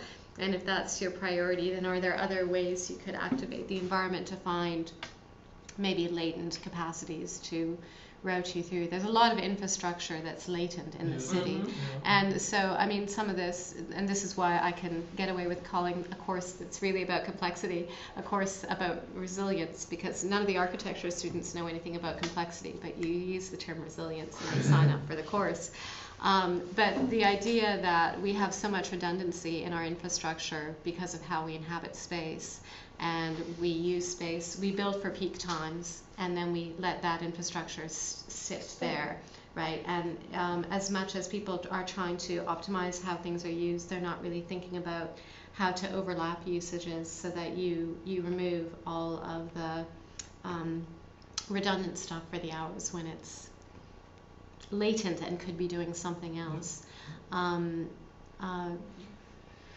Yeah, I think also this idea of disaggregation, it's really good, because again, urban functions are usually thought of as monolithic, and the idea of disaggregation mixed with the signals, I think it really brings something different to the game. You mean this is aggregation, that you don't have one complex with all the different functions like office and retail and so on together? Disaggregation also in the case of a bridge is not one built thing, it's many agents. So you take whichever function is an urban function and you work out what does it mean to disaggregate it in the best agents possible. Right. And so at the minimum module size possible as well. What is the minimum functional module that makes sense? And I think again, like I early on I read a lot of John Holland, and a lot of stuff that he wrote really inspired me. As well as your work, which was so, I mean, was again, it was so clear about many things that you could read about from physicists, but you could not understand what they were really referring to. So, you know, I feel so indebted to that work. But I started thinking about the canal houses in Amsterdam, and how, as a piece of built fabric, it's such an incredibly useful and productive piece of built fabric, because a canal house as a unit can operate as each individual floor, or as the building as a whole, or as the bottom 2 floors and the top 3 floors, or as the building plus its neighbor. And you see that that's how it works, that the canal home, this notion of the capacity for the building block to be disaggregated, but also to have this plasticity and malleability, because the canal home can be a shop, it can be a brothel, it can be a museum, it can be a restaurant, it can be an office, and you can make it as big or as small as you want. You could look at it as a singular unit or as the entire block, which gives you this capacity to find what is the right carrying capacity for that function. So that was sort of, for me, a lot of the work that I was doing early in my PhD was trying to figure out what are the morphological characteristics of the built form that allowed for adaptation to occur. Now, it's like I say, it's moving more into the tech area, and some of that is my students that's where they are. So there's been this really interesting shift in my work of because I kept thinking about, so what are the stigmergic signals that are carried in the physical built environment that allows for there to be meaningful mutations if a particular canal building is operating is operating effectively as a brothel, how is that signaled so that the neighboring building can do the same thing? I mean, it is maybe not the fitness we want to steer, but it is a kind of meeting a carrying capacity for a particular function. And so I was very interested in, and I spoke about this when I was here the last time, but I was very interested about the street interface and what are the messages that are carried on the street by the physical skin of the building, conveying either that it's working or that it's boarded up and not working, or that you're seeing a lot of people going in and out, but that's very visible versus it sort of being shielded what's happening, which is more what happens in modernist buildings. You gave that example of the Italian restaurants with the outside terraces, Yes. so that they could see that the sushi places Yes. were more popular than Yes. Italian places. Yeah, That was a nice yeah, one, yeah. So this was very interesting to me of what could you build into the fabric of the street that would permit this signal to happen. Now, of course, if you can just monitor what's trending on your app for what the popular restaurants are, then we don't need the tables in the same way. I'm still interested in the tables on the street because I think, as someone who enjoys the urban, you want still that texture and livelihood, right, of what makes a city a city. But it is interesting to sort of think about there's now all this other capacity for signaling, and how do we engage that? And it gives you this ability to break it down into agents, and then it's very easy to see that once you have done this step, evolution is not a problem. It makes a lot of sense that after a while these agents might evolve. They might take a multifunctional capacity, so there are also this and also that. Yeah. They might create niches that today we cannot see, we cannot imagine. This is the particularity of it. Right. But the strength of it is you break it down to very small agents. And that are easy to fail. Another example I talk about. So there's a paper that I wrote. Oh, sorry. Yeah, you not only need the agents, you also need to have the interactions between them. So you should provide the medium to which the agents can interact to see whether they are synergetic or not. Yeah. Yes. So it's like the technology allow you the signaling, and the fact that you can create the signaling allow you to break it down, which before was not an option. You couldn't break down this stuff. Yeah.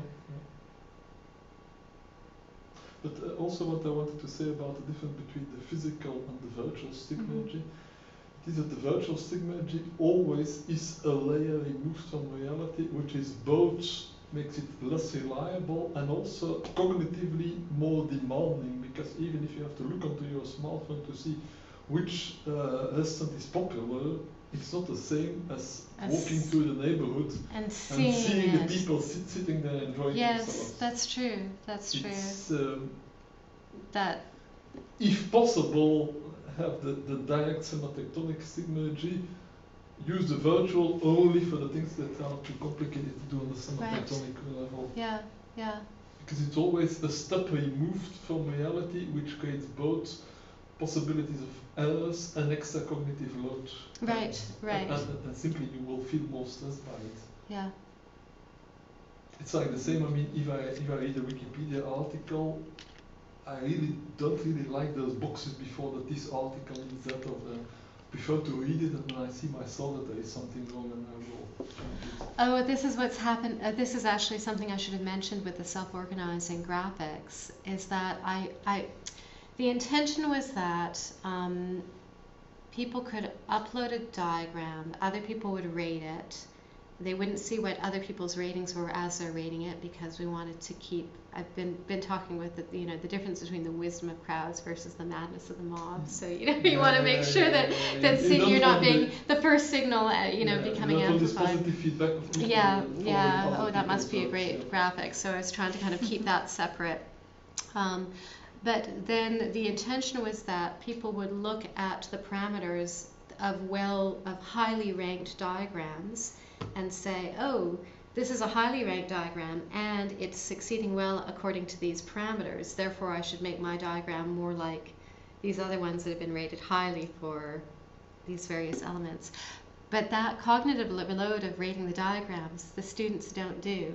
They just look at the diagrams, they make a decision for themselves of why they think a diagram is good or not, and then they go on to do their next iteration. And they rarely take the time to observe why something has been rated strongly or not strongly. And I think it is that extra step, cognitive load, intuitively just seeing, oh, it's animated and the animation looks amazing, rather than needing to go, oh, this diagram has been rated highly for animation, right? It's two different things. And it's a subtle question. When you require the extra cognitive load, generally my attitude is don't require additional cognitive load, it's not necessary. But in some cases it indeed can give you a step further, can make you think about non-obvious things. So you have to know, let's say the default should be that you shouldn't make it too complicated, but there should always be the option that people think, reflect about it more deeply. well, I mean, I think this is the question too. If a graphic has been rated really strongly for everything except clarity of the idea, like that graphic punch is great and the animation is great and everything's great, you just don't understand what you're illustrating, then it's nice to be able to somewhere have that parameter shown as this is poor for you, if they then bother to look at it. Because feedback is, I said it in my paper on mobilization system. Feedback is useful the more precise it tells you in what way your approach is good or bad. Yes. Just saying it's good or bad, it's like natural selection. You die, but why did you die? Right. It's not much of a feedback. It's no longer relevant. Yes. Right. So that was the intention, was that if a graphic was not doing well, that they could look at the parameters and understand, oh, it's not that it's not illustrating the idea well, it's just that it just doesn't look like a professional graphic or something. But the students don't look at the parameter bars. They'll just look at it themselves and go, oh yeah, I guess that doesn't look very professional. That's probably why it's down on the list. So they don't often access that piece when they're thinking about what their next iteration is. They intuitively try to assess what their next iteration should be and go from there. And they have a lot of strong intuitive ability, but it's interesting trying to figure out what is of value to them in terms of steering the next iteration towards a more fit regime, with the intention being the parameters give them feedback, but only if they bother to first of all rate other people's diagrams, which is far less interesting than uploading your own, and creating the motivation for people to rate other people's diagrams. It's one of the things I realized, that if you have a default that you need to do a rating. I should actually have it on the site that in order to upload a new diagram, you first have to rate 3 others. Then, because I can't induce that step when I just ask for it. You need something like that. I mean, my former PhD student Mixel had also developed a system like that, where he had lots of students, so he couldn't evaluate them. Also, they had to evaluate each other, and he also made this kind of criteria. You will only receive evaluations if you have done at least 3 other evaluations yourself. Right. You have to do that. Right. So it's interesting trying to think about how you make sure there is enough, and I'll use the word again, it may not be the right word, how much energy is actually driving the system, and where do you get the energy from? So if I need the energy of students rating other people's diagrams in order for the diagrams to evolve, then how do I gather that resource into the system and start to channel it through? And then that problem then extends into the other urban issues and systems that I'm looking at, trying to think about,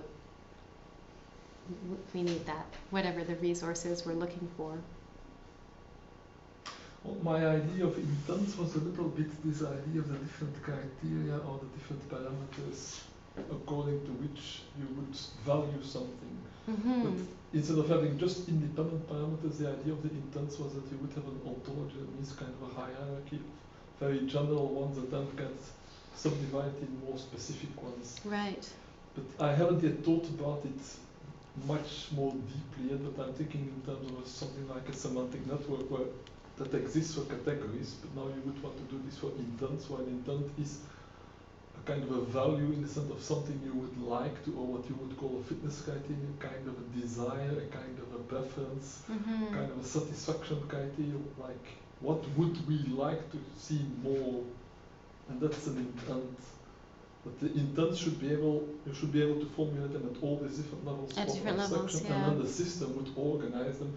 Because for people it's often difficult to formulate it precisely. They can say there should be a bench here, or this light is not working, or I want to feel more secure in the city. But how to puzzle all that together, that's beyond them. Yeah, yeah. Well, if enough people do that, and then you have certain smart algorithms that correlate things and that use an ontology, you can start to organize them, and you can start to see how priorities from the one can propagate to the others. So that is kind of my idea at the moment, but it still needs to be developed further. I think what you're talking about is very similar to discussions we had. Again, I worked on this 10 years ago, so some of the diagramming that we did is a little fuzzy in my mind.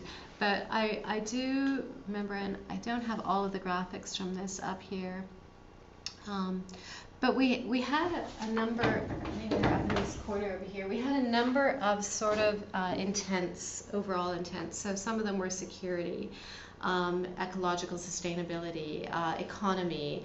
You know, there were probably about 10 overarching categories, and as the design would be evolving, there were these monitors that would be able to assess, oh, you've added more square footage, so your costs have gone up, or you've added more green features, so your ecology has improved. And so people could have these kind of monitoring tools that said, are these the right, how are we effectively reaching our goals? And then the question was, could those also be crowdsourced? So the values that we say matter to us in terms of, is ecology the right value, or is it is an important value to have mixed use, different demographics within the project? But there you again have this problem that people often don't know themselves what they want. They often say like, we want that, and then when they have it, they say, wow, it doesn't make that difference. But now we see that that was really a problem. That is a huge problem, and that's why there's a lot of again, we were talking about it when at the conference. People who the idea is. Oh, we will we'll have an empty green space, so we'll have these nice boards up there, and it's so well intentioned. What would you like to see here, right? And this is how we'll get community involvement, and then we'll have this. The right solution will emerge, because all we'll do is we'll see. Oh, everybody would like to see a park bench here and a little flower garden. And it's sort of, you go to the default, and it doesn't actually help anything. So. I think that's a limit. One of the discussions has been if you have other expert knowledge that's involved in this, could that steer the system differently? Yeah, that was the idea of the guided self-organization, that you combine top-down with bottom-up. That you have certain experts or mayors or people with a long-term view that put in kind of intents which they consider to be very important. And since there will always be an interaction between what people add and what is already there, those can guide them in a particular direction. If it's a bad direction, people won't follow it. Right. But if it's a good direction, it will probably make them aware, yeah, we weren't aware of that, we should have more of this, and why can't we reach it via that route? It's interesting in terms of the top-down versus bottom-up.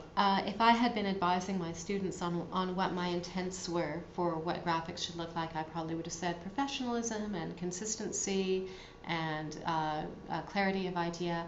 There's no way I would have thought of animation. And that came from the bottom up, and immediately was any ones that were animated moved to the top of the list. So then the question is, you know, does the same thing apply here, that you could, rather than needing experts to say what it should be, will good ideas percolate to the top regardless? They get positive feedback. I'm not sure. I think there's this question of it's probably a little bit different in speculating about what a good design environment would look like on the ground versus seeing what a good graphic looks like in the physical reality of it. For me, the top-down involvement in this case would just be that you provide a default list. Yes. But yes. you don't say these are the choices of the expert, but the moment people enter the system, they already see those and those things. Right. And they can add whatever and then they think can is add lacking. whatever, yeah. But if they have no idea where to start, they will always start with this default list. Yeah, okay, well then that is quite similar to what we had done here, because we started with the default list of parameters, but we said that there was an ability to add a new monitoring tool or a new case that was being monitored. And so, and then thinking about if this is the goal, then how do you, if we have some overarching goals, then how do they partition into subcategories? And in thinking about that, we really thought about the structure of Wikipedia, where you have big areas and then you have, links and subdomains of knowledge that that follow from there and within a hierarchy. But people can determine, okay, well, we're missing this piece. We forgot about lighting, and I'm a lighting expert, and I'm going to give my input on lighting over here, and someone else thinks about benches. So hopefully you begin to have these categories. And Wikipedia is a good example because it implements something that we did in the very beginning with Principia Cybernetica, and the idea came from Cliff Johnson, who was into hypertext. It's the idea of what's called the stub. The stub is an empty page. It just says the title and maybe one sentence. Right. And it's just a default there to say it would be good to write something about this topic. Yeah, we had it here. It says this page is a stub, is what this one says over here. We need a design for this area. It's so far this land is vacant. This site is a stub, and so what are your ideas for this site? So it's we really were trying to echo some of those principles and how we thought about it, but it didn't go anywhere beyond just a thought experiment.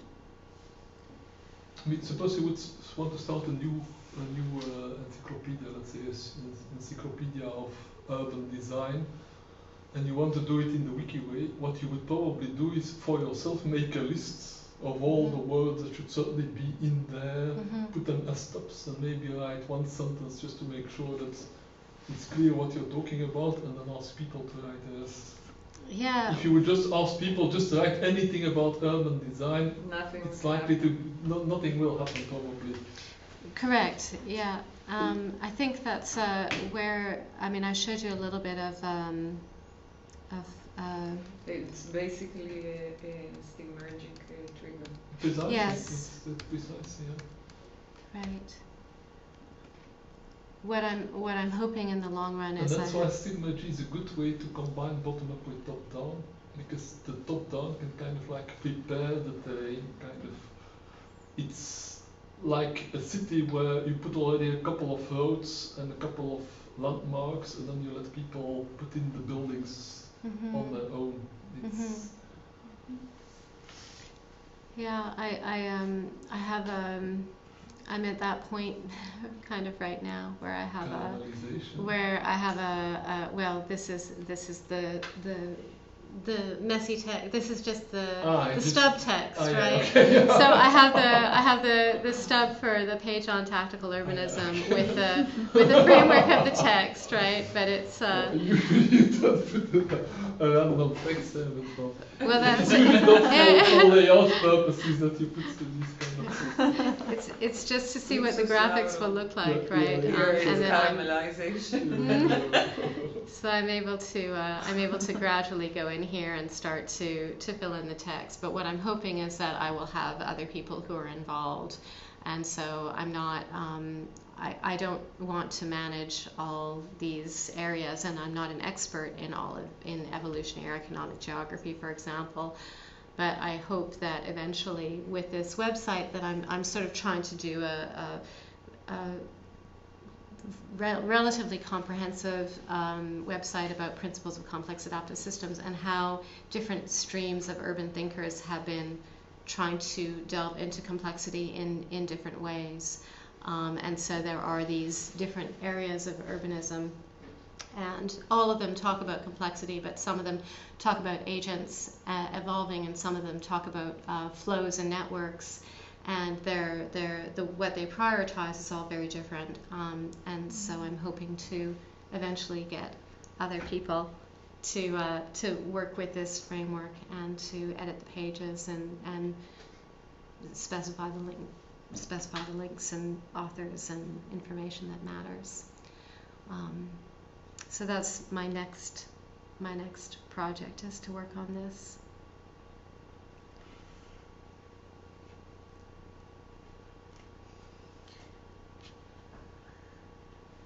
This is all of the different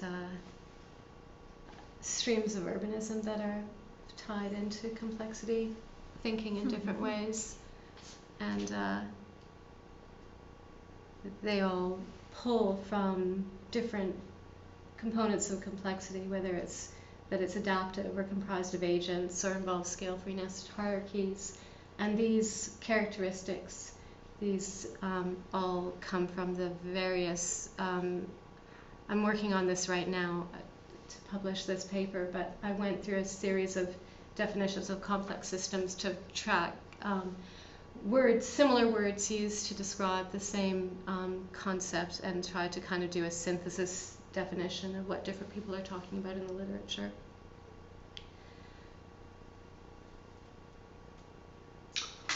There was another thing that was interesting in your ambiguities, where you put the differences between agents and resources and links.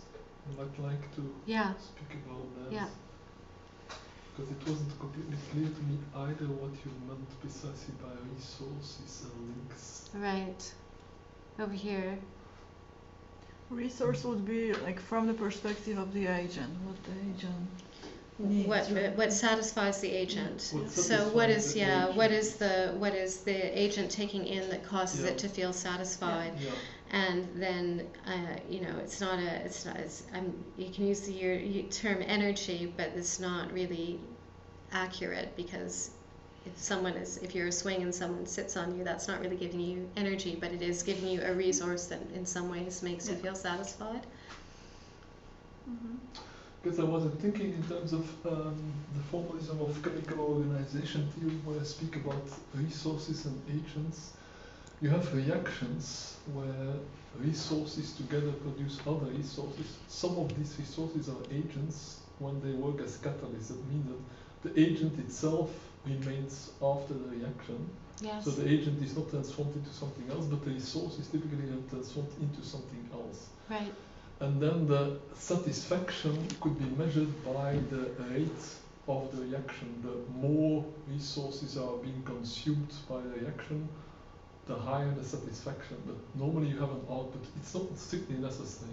In principle, an agent could just consume resources without producing anything. But typically, for example, if you're a bus, you take in passengers, but you also put them out on a different place. Yes. So it's as if you're transforming incoming passengers into outgoing passengers, and the more of those you can transform, you can process in a 30-minute period. The better your satisfaction. Right. So in that case, you have the input of the passengers and the output later on that they're cycling through. I guess the same thing, the notion of cycling through would apply even if you were a swing in a park. The more kids you sort of cycle through using what you have to offer as an urban amenity, the more satisfied you would be. Yeah. So the resource in that sense would be like more like a state or action, not the agent. The agent like gets on the bus, and the resource is like riding, right, for the bus, being like people sitting in there is the resource, not the whole people, right? Only their action of using the bus. Well, in the CRT framework, a resource is always transformed into something else. Like with customers, you transform unsatisfied customers into satisfied customers. Like if you're a restaurant, you transform hungry people into people who have eaten nicely. Right. For example, suppose you're a restaurant agent. You have two resources. You have clients and you have food stuff, and together they turn into satisfied clients. So that would be the reaction. Restaurant plus hungry clients plus food turns into satisfied clients. Right. And if there's more sushi restaurants on the block, you get more satisfied clients But moving through. Yeah. But you could It, also extract the client as an agent simultaneously, because agent, like client, just by waiting half a day becomes hungry. So like the agent stays in that. So he's not completely the resource, like an aspect of an agent's real resource, because it changes. But there's something which stays. But this is going back. There is a hunger and there is the client, and the client is an agent, but the hunger is a resource that needs to transform into lack of hunger via the other resource of food. So client plus restaurant plus hunger plus food turns into client plus restaurant Plus and no longer hunger. Something in that style. Something like that. Or you can have like projections that I see you as a resource, but you are like simultaneously an agent in a different perspective. Yeah, that's more how I've been thinking about it, and that's why the first one is this agent identity ambiguity. Is the bus the agent, or is the person riding the bus the agent? Yeah. They both, because to the person wanting a ride on the bus, the bus coming to them is the resource, but to the bus, the person arriving on the bus is the resource. So if you shift the perspective, and I would say that the two of them undergo a reaction that creates a synergy, and the point is to express that synergy somehow. To express that somehow both the bus and the passenger are more happy after the complete bus ride. Something right. like that. So it's more than just co-evolving. It's actually synergetic. So it's a mutualism. It's mutualism in symbiosis. Right. So they are co-evolving, but in a way that they brought profits. That's what you ideally would like. You could also have parasitism where one profits and the other one suffers. Right. Which we don't want. But we do have it with buses, right? They don't really profit. They just get yours. No. I mean, we can say they are happy, but but after all, we have programmed buses to carry passengers. So we can say so this is their fate, but like, still. I don't think the bus will protest. But I think that actually the definition of like the way it is organized at the moment, which is very, very, in a way it's very simple. It's very accessible, in which it's like you break down the thing, you create an agent, which is the minimum the module that you need, and then actually you give it a particular goal, and whatever fit the goal is a resource. So at the moment it's in a way it's very clear. It's very straightforward. But as it was said, it's like the agent become the physical. It's a physical element of the urban fabric. So it's not the cognitive human. It's an element of the So, and then if to pass it at the level in which you again look at the overall system, so you have cognitive agents, and then you have physical agent, and then you have, so then it probably needs to find. You don't want to lose this kind of clarity, because it makes it very easy to. Yeah, but my philosophy nowadays is coordination. So you have all the agents. The agents have each their own goals or their own value functions, and you try to coordinate their actions, which means that they maximally fulfilled all of the agents' value functions. So there is a synergy that when they do things together, they both profit.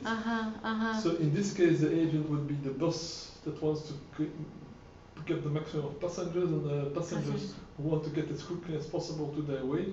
and you try to everyone coordinate it so that both, yeah. because you could, for example, fulfill the criteria of the passengers getting quickly by putting lots of empty buses around, but that would be kind of waste of resources. Yeah. Vice versa, you could make sure that the buses are always full, but then lots of passengers would be waiting. So you need to find a coordinated solution that's synergetic, where both the buses are full and the people don't have to wait. Right. So that's the Right. co-evolution. You need to try to fit them together, and that's then the variation selection, where you try out all these different bus stops and different bus routes to find this optimal mutual adaptation. Yeah, but in this perspective, you introduce another observer, which is you, and you say you search for like optimization or most synergetic design. And when you have those just two agents, which, as you said, gives you the clarity that you like each sees just its resources and has some states and links and so on. They will reach the state of synergy. It's just that there won't be like one perspective. There will be two, and they will each will seek fulfillment of its own. Yeah, but if you have self-organization, that means if you have an environment that makes self-organization easy. Which means that you need to have this stigmergic medium that's flexible enough so that both can express their desires in that medium, and these desires can find each other. And this is also probably the place where you would have different types of stigmergic signals among different clusters of agents. Like you said, there will be the signals between the modules, and then there will be the signaling of someone saying, "Oh, what a beautiful thing, bridge here," Right. which is a different format. Right. Yeah, and then how do those signals talk to one another, or which signals take priority? Like, I think those are the things right now that feel very less conceptually clear to me in terms of how you start to steer the different signals. But I very much like your idea of having these two types of agents, the human agents and the physical agents. The physical agents want to be used, the human agents want certain functions to fulfill, and like parts of the bridge that assemble themselves at the places where most people pass over them, they mutually adapt. Right. But here you have two types of agents. Probably you should expand the view so that there are multiple types of agents that mutually adapt, that the bridge may adapt to the buses and the people may adapt to, I don't know, to the weather and so on. I think they are different types of agents, and they may have different view on what is like when they will be satisfied. Like, imagine that you have several corporations that own the buses, and they don't want their buses to be overused or used. They want to burn less fuel than the competition and so on. So like, if you program the bus that it will be satisfied if it serves a lot of people, you have like also another agent who sees it differently, right? Would like to not take those people, for example. And so. No, well, then you have typically the wicked problems where you have lots of stakeholders that have not necessarily compatible desires, but still through this self-organizing coordination you try to maximally find synergy so that there is a minimum friction or minimum not dissatisfaction. And these kind of methods, I think, will find it more easily than the traditional top-down planning methods. There probably are lots of ways that we can think of to improve that whole process. And this idea of how the synergy is being described, like the emergence of synergy, how it is articulated, it's part of the chemical organization doesn't really define synergy, so it's one of the most difficult parts to define synergy. I define it's like the idea of the zero-sum game. If the zero-sum game is turned into a positive sum game, you have synergy. If it's turned into a negative sum game, you have friction. So friction is the loss of resources because of the interaction. Synergy is the gain of resources. Okay. The default is that there is no gain nor loss. Whatever Right. the one loses, the other one gains. Right. So, if, for example, it's a question of you have a bus in which there is one space left for one passenger and there are two passengers, the one gets on, the other one loses. It's kind of a zero-sum game. If you change the position, then the other one gains and the one loses, but it's the same. But if you find some solution where the other passenger maybe doesn't really need to be at the same spot, but gets another bus that takes a slightly different route, they're both happy, then you have found synergy. Right. Right.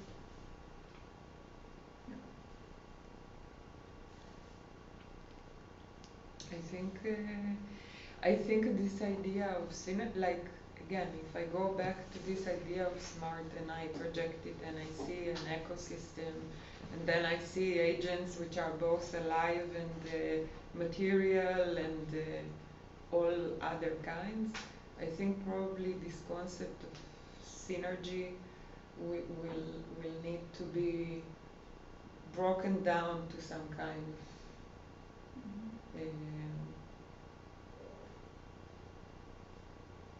which is interesting. I think in chemical organization theory you could probably define something like the overall production. So like to put an extra goal on top of I think it's actually like the meeting of those two needs is a resource from the perspective of the app, right? So it's also an agent, and like it gets satisfied if like those two If it are maximizes. satisfied. If it So maximizes the things. Yeah. It's like stays in the same logic, just Yeah. Yeah, I think somehow it seems useful to always put it back into what is the thing doing the self-organizing, and looking at it then from the perspective of, okay, what does that thing want, and trying to figure out how it is maximizing something. Then even if the overall environment is very wicked, the thing that agent wants might be more straightforward, or it might be partitioned, right? Because you could say, well, I'm a bridge and I want to be walked on, but I might want to be walked on in the shortest route, and I might also be a bridge and I don't mind being walked on in the quietest route or the prettiest route or something. So you can have, as an agent, you can still move into different niches. But if the overarching intent is that I want to be used, I want to be walked upon in order to feel like I'm satisfying, then regardless of how wicked the environment is, that's sort of like the eye is on the target. And then even if there are many, many interacting agents that will determine whether or not you're walked on or not, as long as you're constantly moving towards that goal, then I would think you would evolve. And if you have multiple degrees of freedom in terms of how you can achieve that goal, so I can achieve that goal through becoming very walked on, or through becoming walked on, or maybe I should say different, being one module that is walked upon in a very big bridge versus being one module that is walked upon in a very tiny bridge that only appeals to a small niche, then it still gives you this freedom to explore how you want to orient, you want to. It's very difficult to speak about it without personifying the agents, which is very odd. But what I find is in the social sciences, the tendency in talking about complexity is always to put agency in terms of who is using the artifacts, and then trying to figure out, well, what are all the complex dynamics that are going to determine why someone would use this artifact? And then the problem becomes really wicked. Whereas if you put it into the artifacts themselves, somehow for me it just becomes way more straightforward, and I don't need to worry about what the rationale is of why the bridge gets used or not, or try to map it or try to trace it, or I just say, well, it's there and I can't figure it out. But I don't care that I can't figure it out, that it's wicked. I care how it operates in the end. And so it becomes very pragmatic of just saying. Well, I think wicked problems are only wicked if you look at them from a planning perspective, from a top-down perspective where you want to find an optimal solution. You can't. Right. If you look at it from bottom up, it's not one big wicked problem. It's lots of interconnected small problems, Yes. and each small problem you solve is just one step forward. Right. And the one component of the bridge that moves there and now is stepped upon is a step towards the higher satisfaction of the whole city. And because the bridge has moved there, the bus that has evolved on its self-organizing bus route will move differently, because now the trajectory of the bridge is moving differently, and so the best connection to catch your bus has shifted. But that's okay. I don't need to worry about managing that. I just let the individual components manage that. The system is flexible enough that when some change is made in one part of the system, it doesn't throw everything off course, but the rest just adapts if they need to adapt. Yeah, yeah. That's also why in the example of the city with the intents, I gave the example. We have the high level goal that people should feel secure in the city, and we have the low level intent that this light should be repaired. The one is part of the other. The security means that there should be enough light everywhere, so you can start trying top down. We want to maximize security, therefore we need to replace that lamp, etc. Or you can just say, have somebody put in the intent, this lamp is broken, we will repair the lamp. You have contributed to this big goal of security in a very tiny way, but you don't need to know that you're contributing to this big plan. You just do locally the thing that creates a satisfaction at a certain moment. And if everybody does that all the time, the satisfaction will be not necessarily optimized, but grow continuously. Right. And so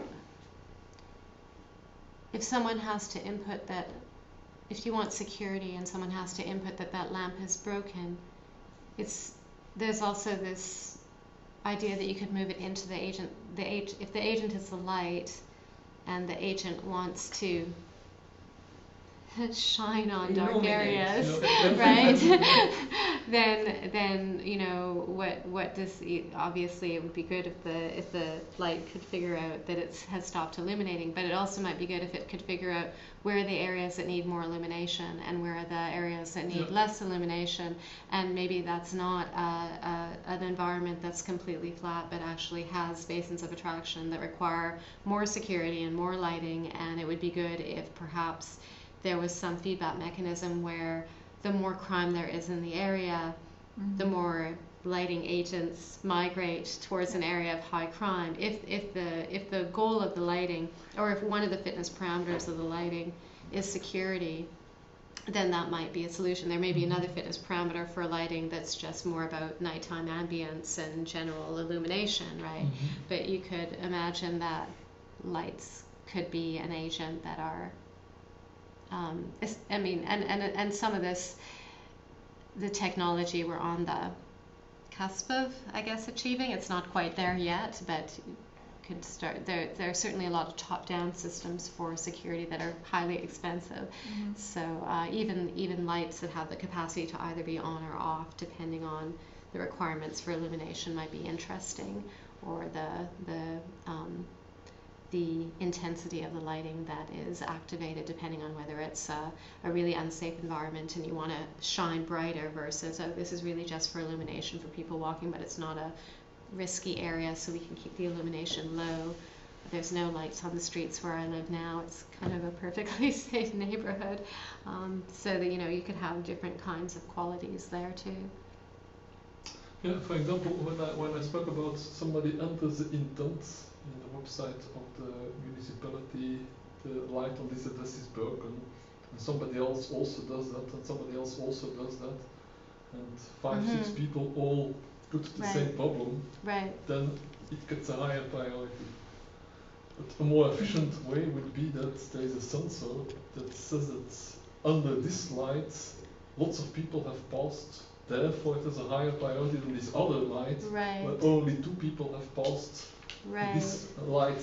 20 people have passed during the night, and that light yeah. only 2 people have passed. And so we need more limit. It's a more efficient it's way more than direct. waiting until of those 20 people who have passed that there are 2 who put in the intent. Then, Exactly, and also because then you're relying upon what are the neighborhoods where there's all the citizen advocates that are saying, oh, because they do have these things, right? There's apps where you'll sort of say, oh, the crowdsourced mayor of the city, and it's like, oh, input if you've got a pothole on your street. So of course there's going to be neighborhoods where there's the real activists that are all, and then there's going to be neighborhoods where there's just as many potholes, but there you don't have the citizen activism, and so you can get these. This is why, in terms of the signals, thinking about where do distortions happen, right, in the signals, and how do you, somewhere in here, how do you avoid sort of any distortions and inaccuracies? But on the other hand, if you would have, for example, the infrared sensor that measures how many people pass, then maybe, as you say, maybe it's not really a problem of the number of people passing there, but the fact that one neighborhood is more safe, or at least subjectively feels more safe than another, and that again is then more difficult to measure by your sensor. So it's good to have both. Yeah. The subjective and the objective measurements, where the one can be more or less a good indicator of the other one. Right. But you start walking where you feel safer. So exactly, you would like to have an opposite, that you will have light where there's no people because they are avoiding this place, and not only like chasing the people and illuminating them. But it, as you said, it could be combined with the like kind of map of like criminal activity and things like that, right? Like what kind of but then the problem is, if you are going to use that many indicators, you will have to correlate to coordinate the indicators, because you don't know how important the one is relative to the other. You can have 2 sets of lamps. One chase the bad guys, and another one just light. Could you learn which indicator is more important through feedback?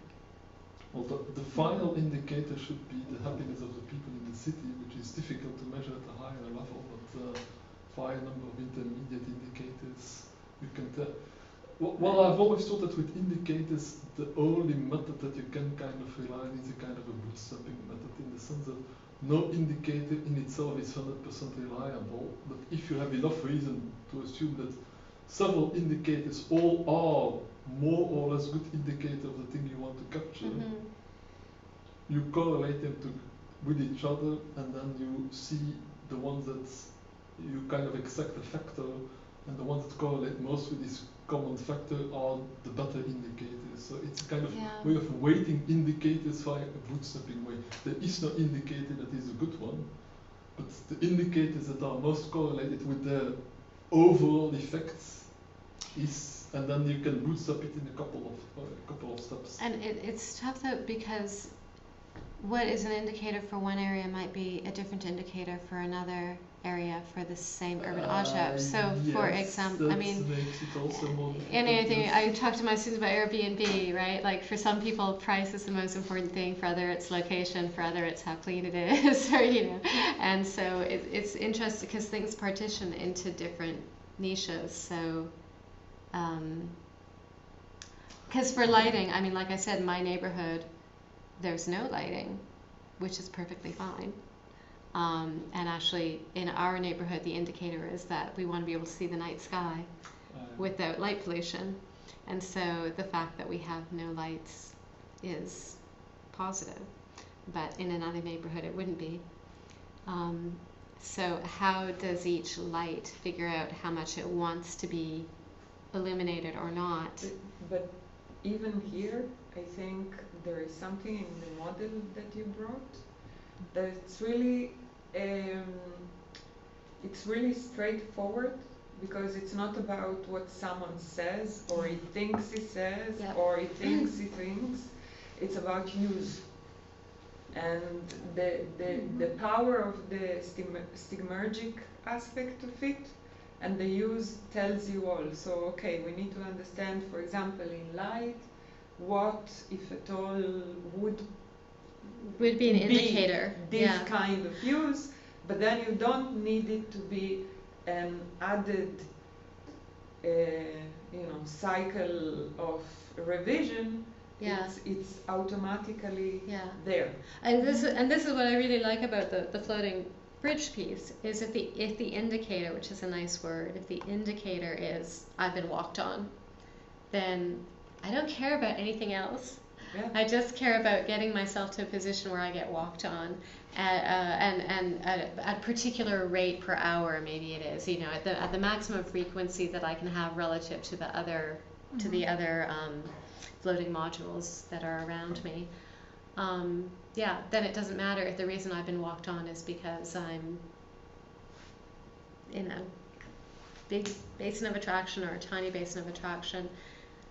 But it's figuring out what is, and that's why I said there's an ambiguity in figuring out what is the indicator, and I use the word energy or the word, with the thing that satisfies, right? The food, right? It's still, these terms are kind of rattling around, so I have to go back to my first slide. These are still things I'm tossing around a fair amount in my head. But I feel like if we can identify the right indicator, then a lot of other problems disappear.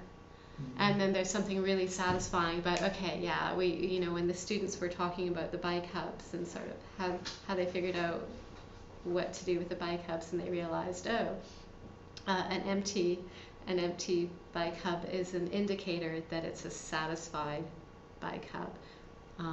Then that's a good thing, and then it can relay to other bike hubs. Come here because this is a site where you're more likely to achieve a regime of happiness. Well, in a sense, with physical things, it's easier to find the indicators precisely because there is no real subjectivity. Yes. There. Yeah. The function of a bike is to be used. Yeah. It's not to sit there and just be beautiful. Yeah. So Well, maybe in Holland it is sometimes. Isn't there? There's some pretty decorative bikes, but generally speaking, a pretty safe indicator. But actually, what you're telling me compared to my approach is that objects should also have intents, but for objects, the intents are pretty easy to define, and they Easier don't than for change. humans, And I think that so. may make it easier to fit them to the human. And I intents. don't trust people. Yeah. I don't. They don't know themselves. Not what They they don't are. know. The example I give in my class when we were talking about tactical urbanism is that in Winnipeg, someone had the idea to have a pop-up outdoor restaurant for 3 weeks on the frozen river in minus 40-degree weather. Ugh. I said to my students, how many of you would want to go to such a restaurant? No one raised their hands. So, of course, the story is the biggest, most popular event in Winnipeg. Tickets sell out within an hour of them going on sale. People spend more than $100 to do this, and it's magical. I can show you. I can show you find the images online for it. You can look them up afterwards. But it's an event, and they have 3 seatings every night for 3 weeks. They get the best chefs in the city. That it's like we're doing the most cool thing imaginable, eating in this community table outdoors in the frozen. Minus 40. Minus 40. With the nose falling. And they have like fur on the chairs, and it's amazing. And it's the 5th year now that they've done this. But if you were to try to tell people, not only are you going to like this, but you're going to be fighting to get seats at this table, and they will sell out before you get an opportunity to go. No one would believe it of themselves. But if any of you come to Winnipeg during the winter, I'll try to. It's because they are not driven by their own intents. So they may know their own intents, but what drives them in this situation is probably like fashion, like Yeah, That's also the power of stigmergic, is that you don't do things because you have the goal of doing it, but you are stimulated by your environment. You see in your environment things, you say, I want that. Or no, I don't want that. I have to be there because everybody else is there. Right, and maybe that is. They cannot see it up front because there's no such situation yet. Now, the question is whether in this example, is it actually the wisdom of crowds, or is it more the madness of the mobs where people are just following the crazy idea of someone else? But I mean, I've gone, it is a lot of fun. I think that one of the things that I've spent a long time struggling with is designers trying to predict human psychology about what they want, and how one of the reasons I moved to complex adaptive systems theory was master planning having gotten it so wrong so often. Not because of the ill wishes of the planners. By contrast, I mean most people in planning professions genuinely want to do the right things and care incredibly about people, and consistently get it wrong. So I think trying to figure out the bottle wants to be emptied is useful.